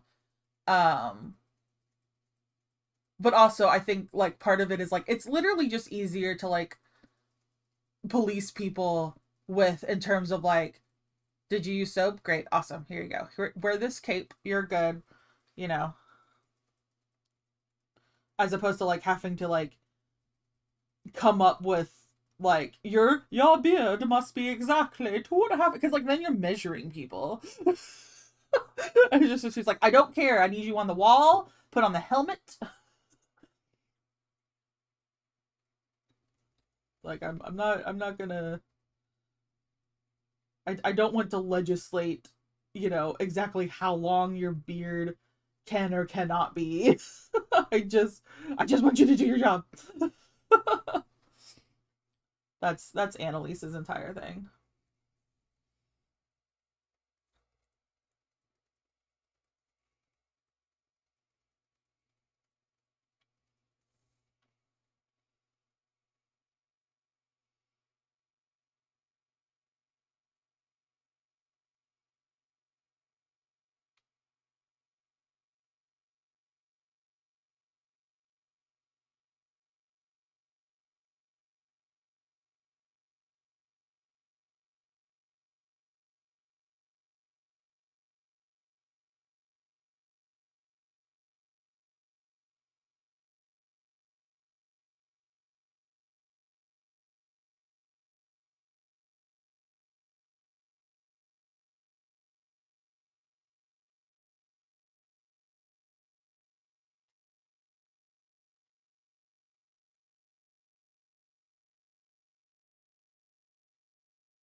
think his boot needs to be a little, because it's like a knee cover. Okay.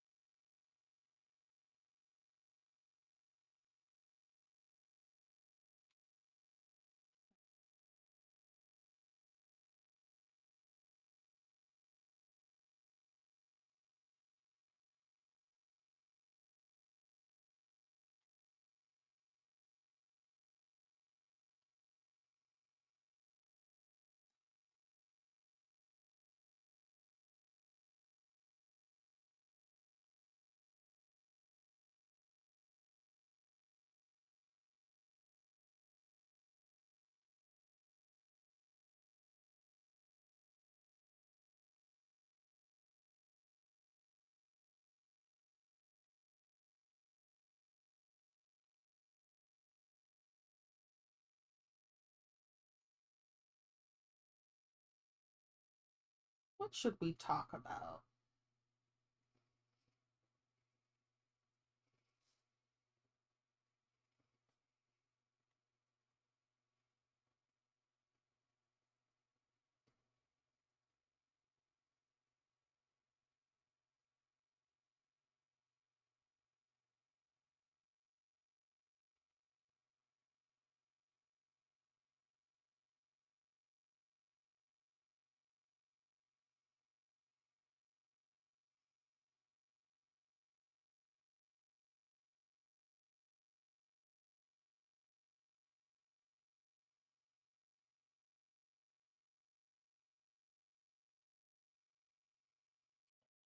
I can already tell this page is going to be really tedious.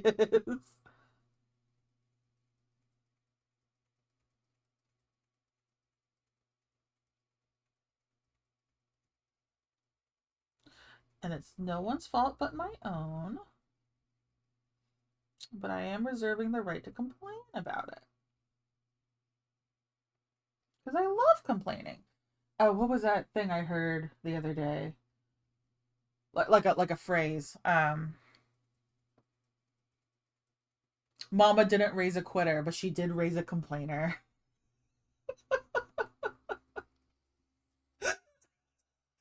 And I mean, the first time I heard that was this weekend actually, and oh my god, this just I really like that. Mama didn't raise a quitter, but she did raise a complainer. Like, yeah, yeah, that's honestly probably me. Be like, I'll do it. I'm just gonna complain about it the entire time. I used to like tell that to my bosses. I'd be like, listen, I will do this, and I will do this for you, but I reserve my right to complain about it the entire time. And they're like, okay, fair. I'm like, all right. Like, please do not get on to me for complaining because it's actually part of my like coping mechanism process. It's like, but I will try not to be super disruptive with it as long as you don't complain the fact that I'm doing it entirely. Like it's like it's just what I need to do to get my brain to wrestle my brain into like getting things done sometimes.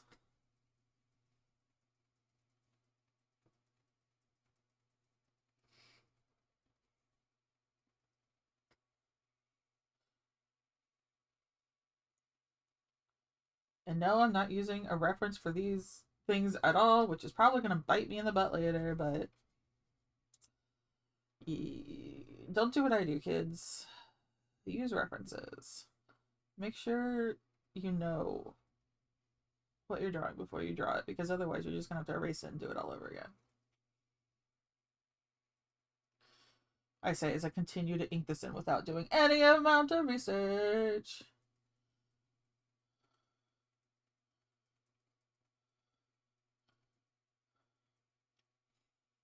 Not even sure what these little ribbon things are, but I sure do love drawing them everywhere.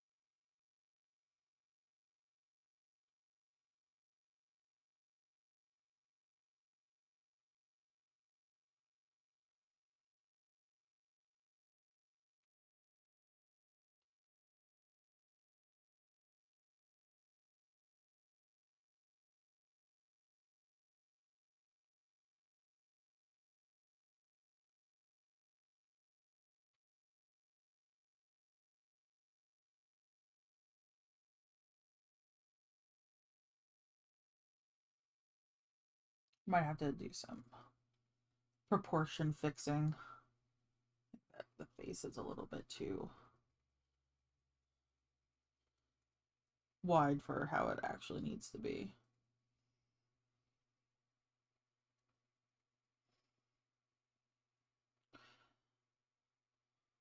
But we'll play with it.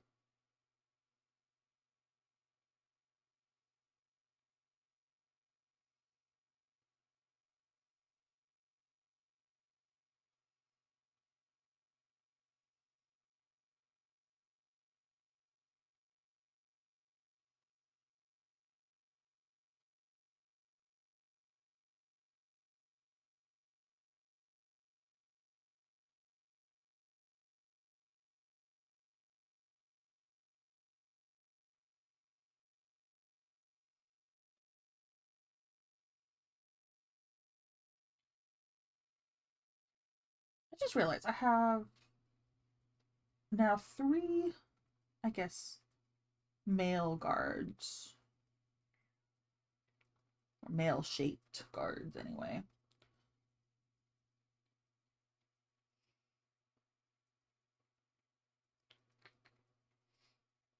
Should try to draw what a female guard looks like.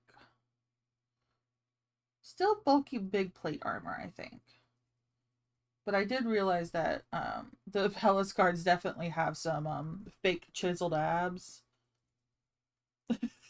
in in their plate, so I should probably do kind of a mimic for the lady shaped guards.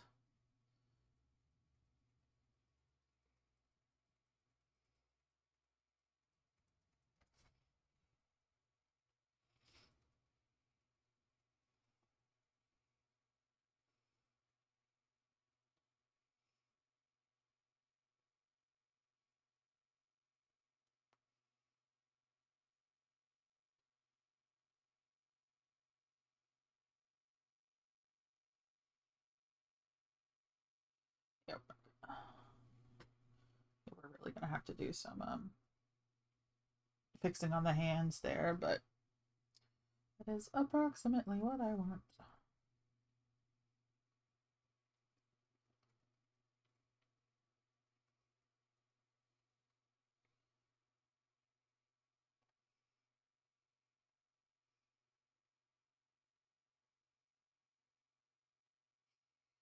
Something like that. And we will draw the rosin quill. Or maybe we'll sketch them in more fully, especially once I have the wall kind of figured out. Then I'll draw them coming up and over the wall.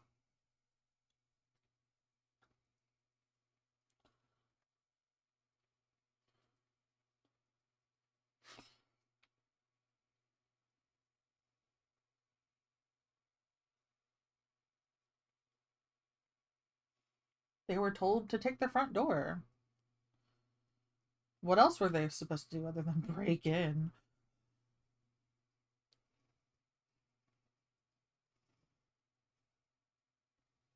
Whoa. Hello. Ah! How? Why did it move all the way over there? Okay. Okay. Perspective.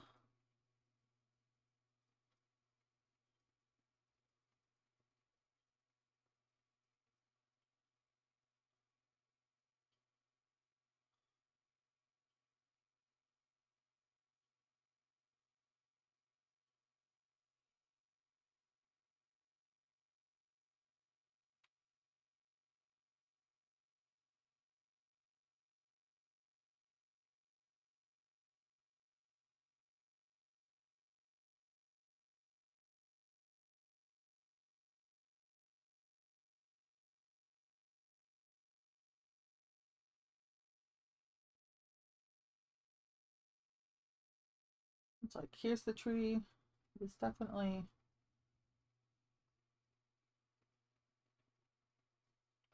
Ooh, yeah, let's draw this little guard tower in the back so we kind of have like a sense of place, like where approximately they are right now.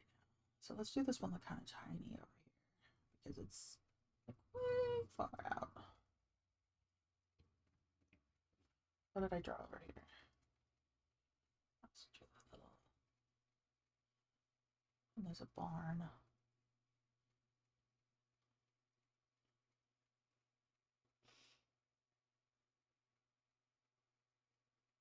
There's that weird mushroom tree. Okay, all right. I think that gives an idea of place and scale.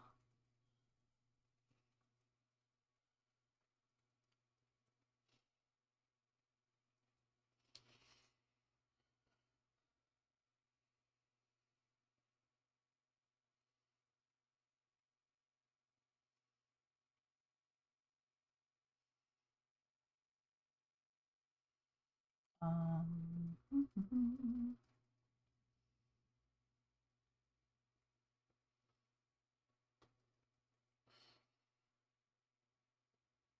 I guess I don't have to draw anything down here, especially I think I'm going to wrap the words around it. So, yeah. Okay. That'll be fine.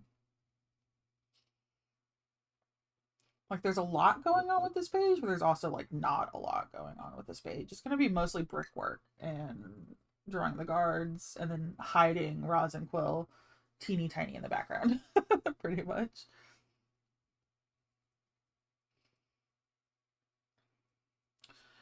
You know, maybe I will.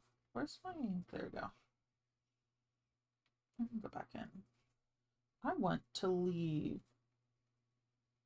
that.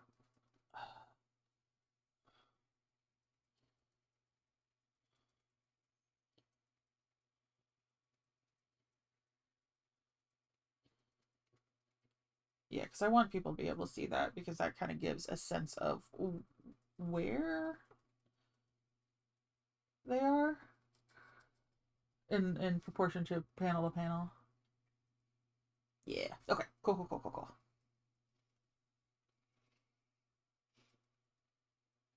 What?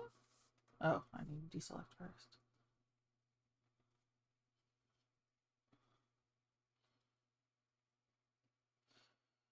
Okay.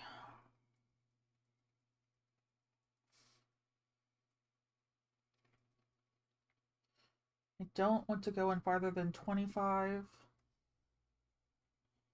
because we are looking at a ultimately very tiny portion of this uh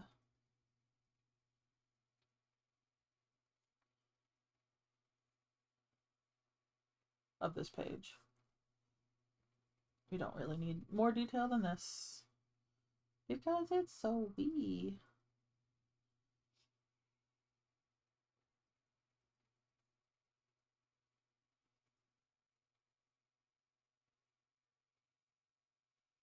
I just realized something that you guys don't know yet. there's another barn that appears at the very, very end of this comic. And I'm like, ew. I don't know. It just like it's making my brain happy thinking that I'm hiding barns everywhere, I guess. I don't know. But something happens at a barn at the end of this chapter. Dun dun dun. And so I don't know, I just kind of making me pleased that I'm hiding another barn in the page to be like, what's gonna happen at the barns? Oh no.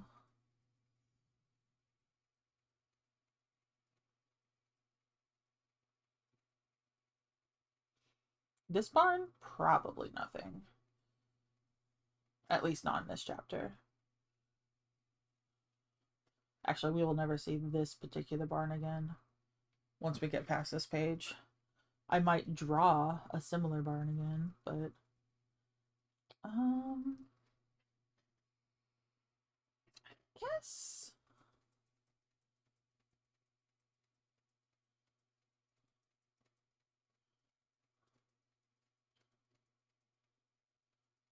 ultimately I think this is like a stable.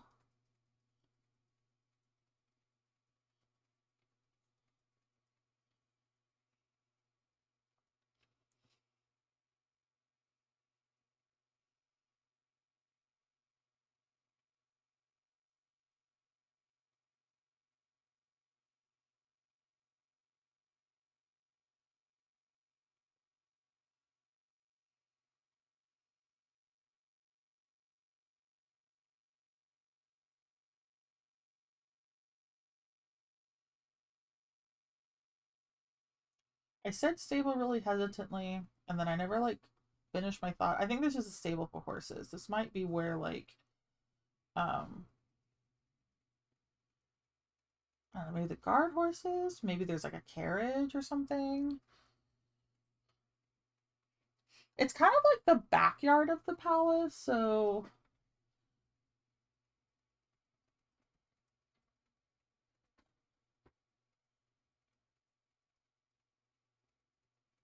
probably just like almost like the tool shed kind of garage version of whatever that is. The domestic animal needs of a somewhat self-sufficient palace slash fortress, I guess. I'd like to think that this is a particular palace in the style of can withstand siege.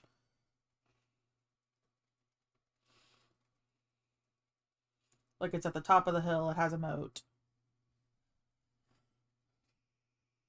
I haven't drawn the moat. I don't know what the moat looks like, but I referenced the fact that there's a moat. So now I feel obligated to make sure it has a moat.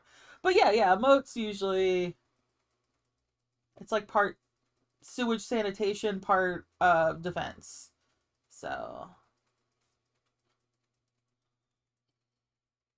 I imagine this castle can probably withstand some amount of siege, which means that they also are probably relatively self sufficient. Maybe not forever, but they probably have enough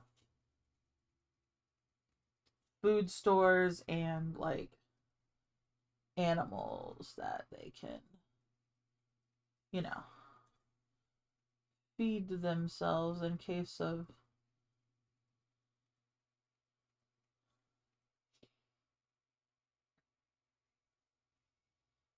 And this is probably just like the personal stuff, or the rather the royal, and not even necessarily like the inner city walled off portion. If you can, you know, it's like they've breached the outer walls. People have escaped to the inner city, kind of thing. And then there's like a whatever, kind of a couple layers of defense. I think I just decided that I want to give this kind of some type of, I don't know, a thing. I want to give it a thing.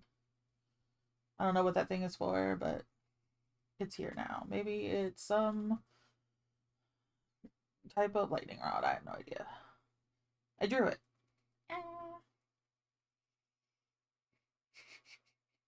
the noise I make when I'm done explaining myself. Just,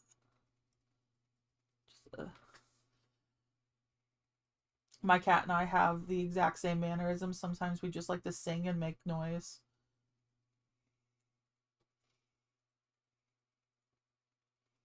It's like, we're not trying to communicate, we're just singing.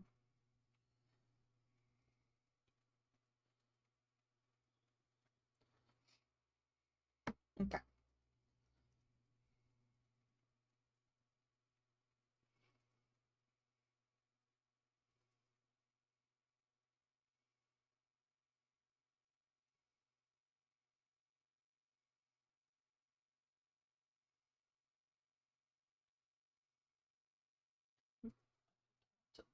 Straight line in there.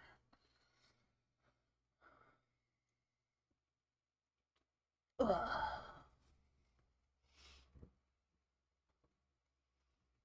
Ooh. That was not a muscle car or a motorcycle like I thought it was. It is just a very old truck. There was like revving noises outside my window. And I was like, the window's closed. That's, this is all just the outside noise, and sometimes things are very loud.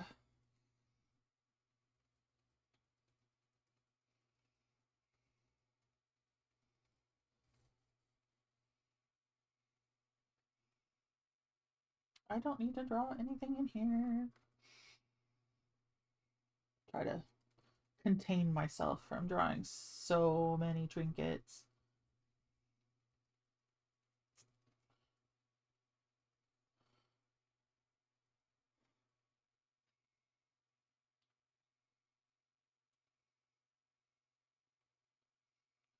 Ooh.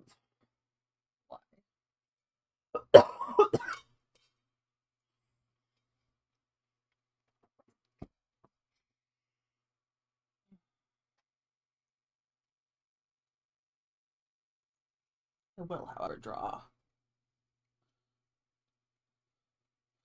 yard ornamentation, like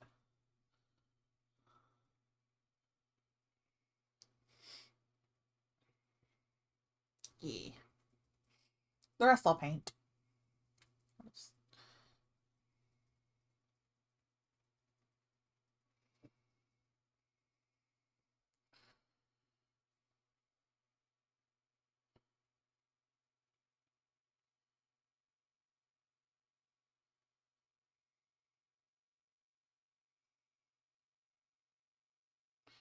Okay.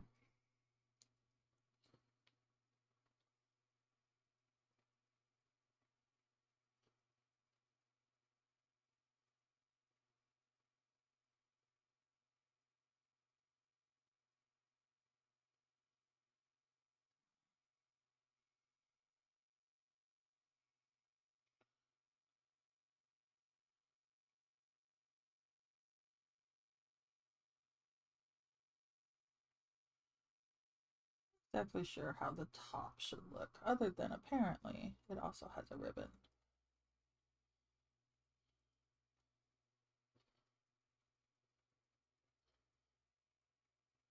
Maybe something like that.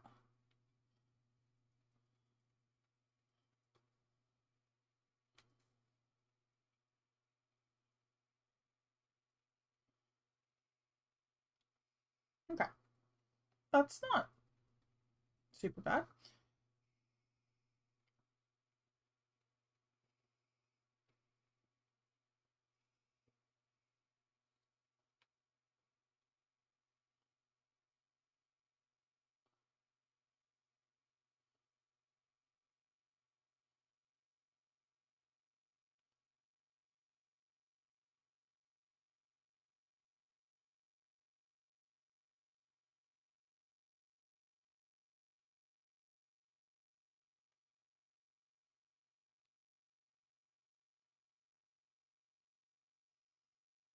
Hmm.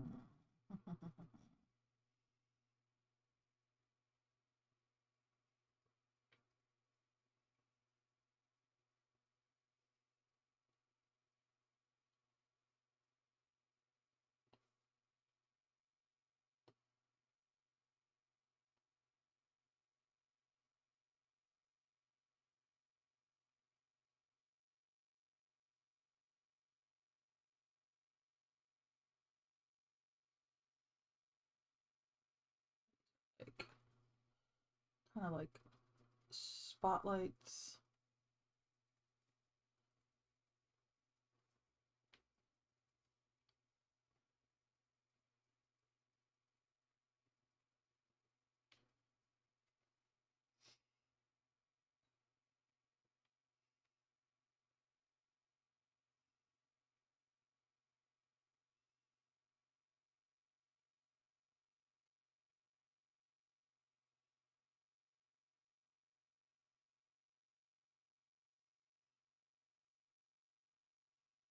Like, yeah, we get to draw the castle.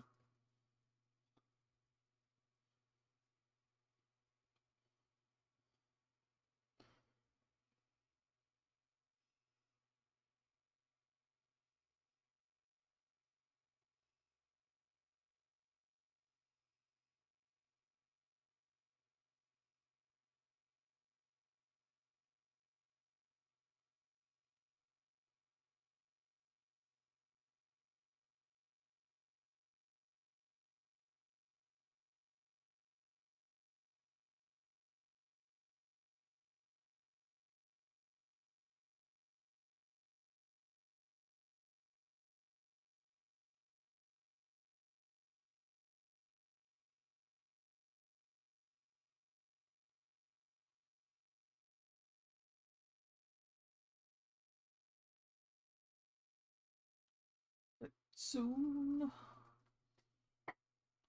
we will get into the meat of the story.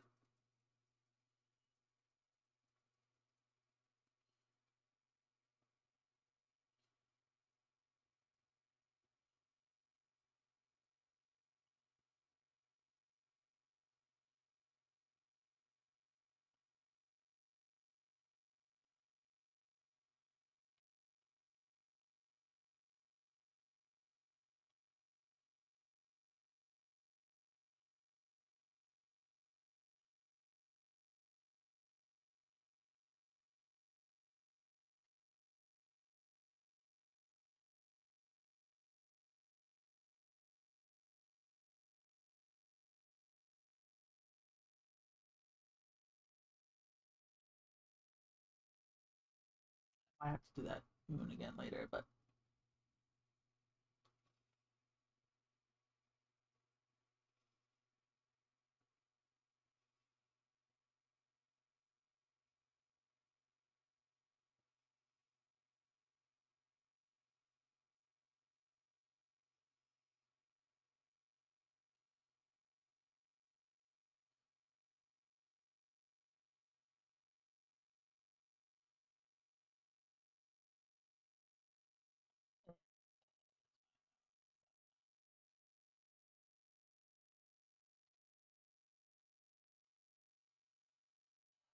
okay. Well, okay.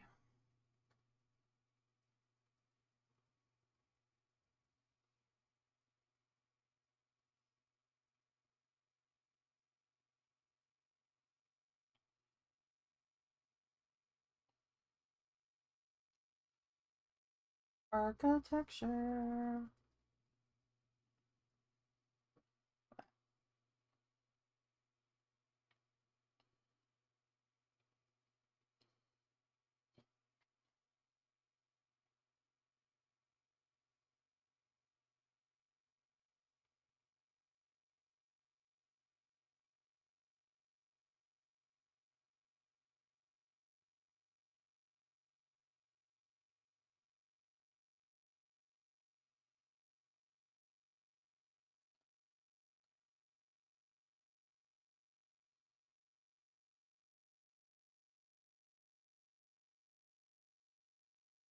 Basically, this is the actual wall.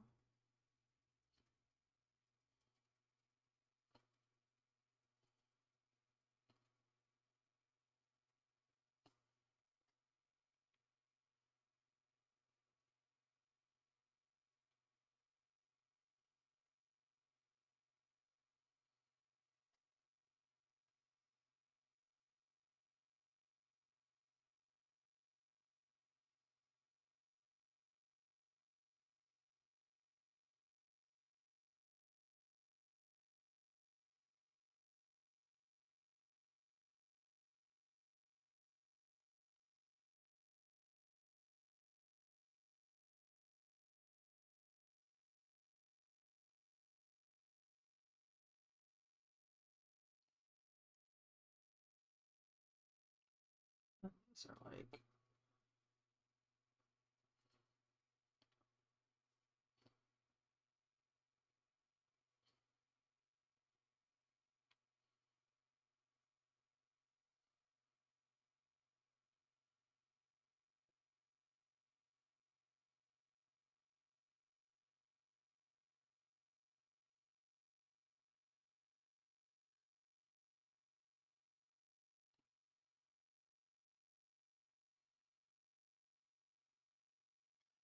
They're not very even. I'm gonna fix that up.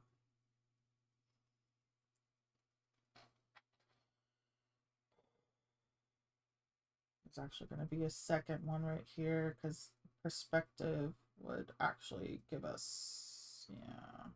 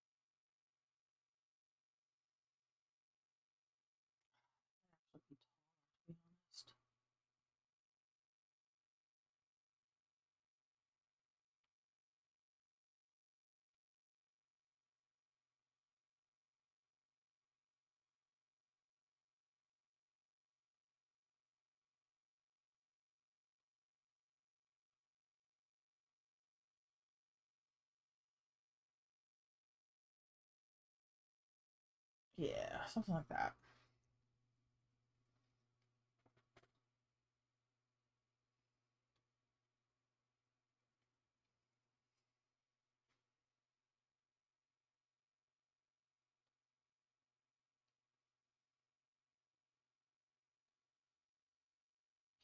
Yeah, I think most of this page is going to be me doing architecture. Woo! Ah, well. It's really kind of just the 2 pages of it, 1 page of it.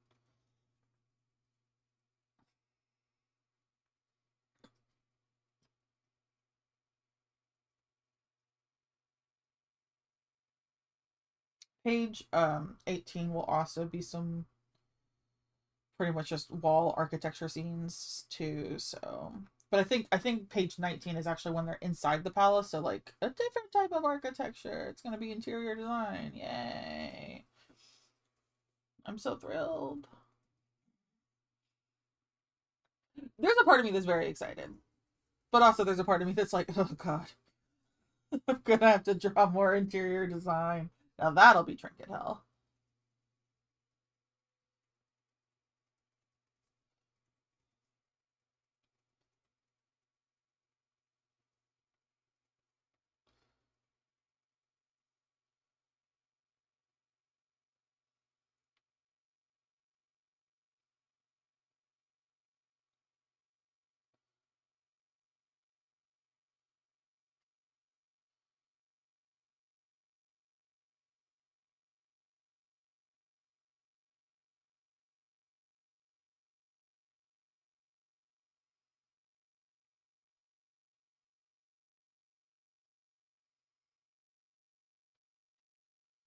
I think I don't have the lines at the right angle, but it's getting there. It's looking like how I want it to look, almost.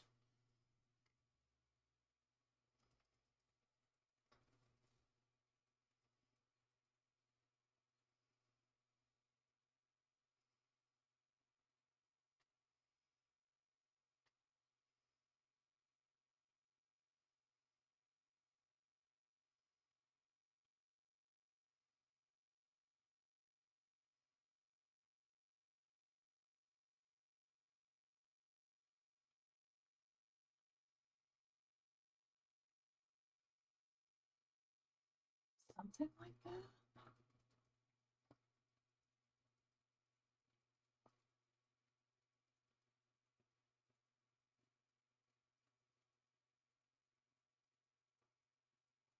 Something like that. There's a part of me that's like, I mean, I could definitely make that more like precise. And then there's also a part of me that's like kind of doesn't care.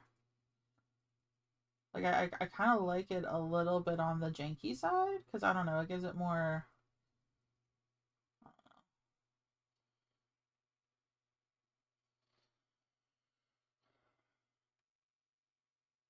I mean, obviously I still have to like fill in a bunch of details, but yeah, I'm trying to think of what it's gonna look like when I get the basically the brickwork in.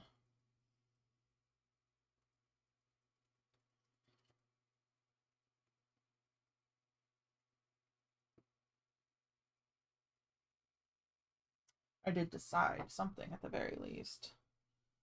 Take this, transform it to be. What's the one?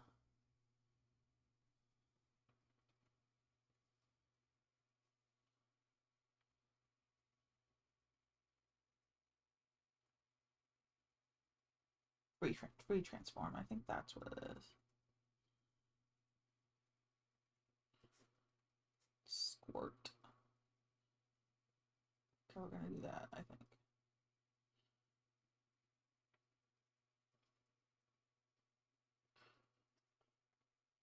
Okay, there we go.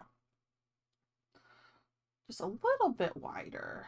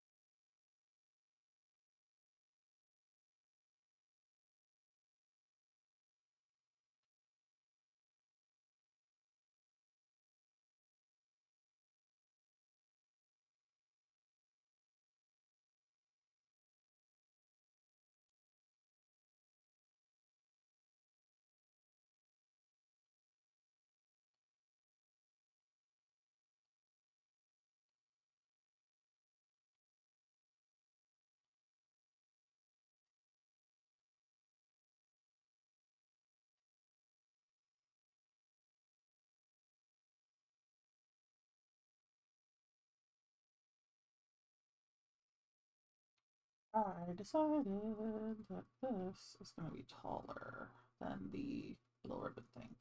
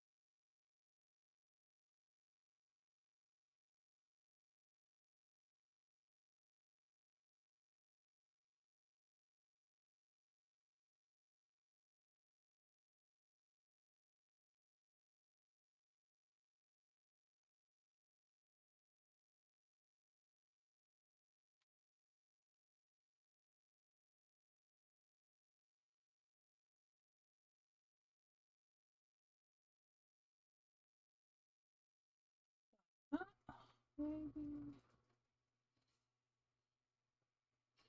give it kind of an interesting shape.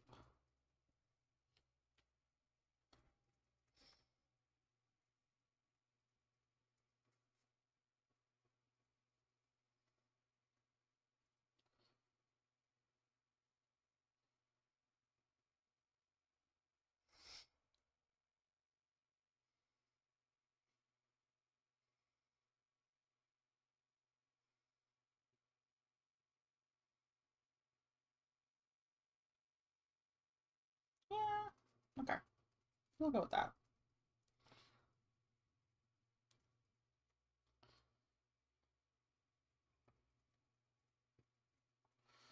Okay. What do I want to work on?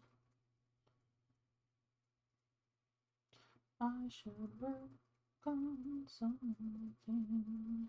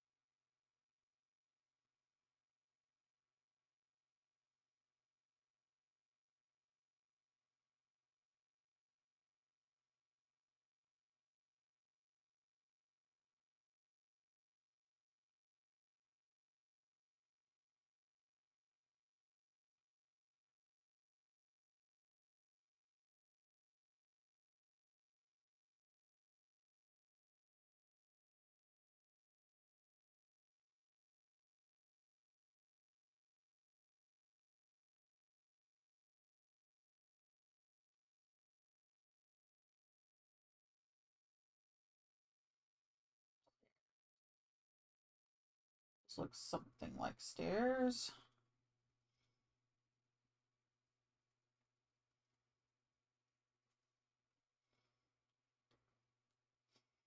Door seems a little small. If that, I don't know. Maybe they forced in the duck. I have no idea. Oh, Kitty, hello. He's in his bucket.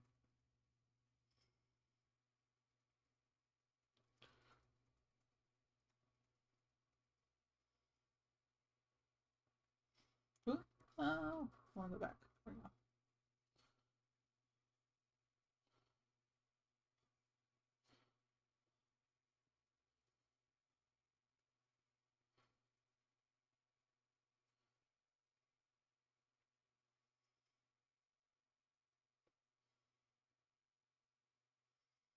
That's more even.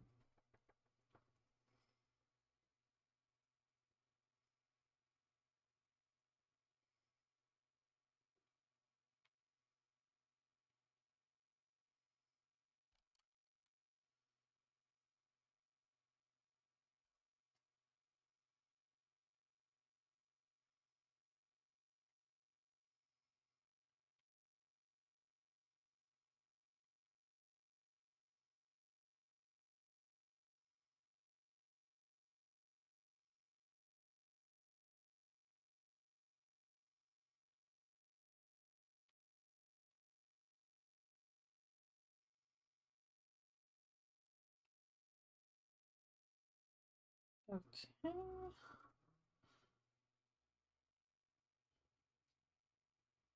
Ew, there should be like a gargoyle or something.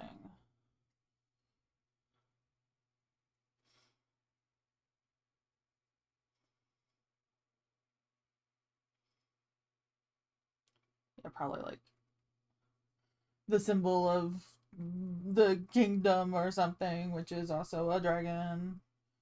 Yeah, I'll draw that in.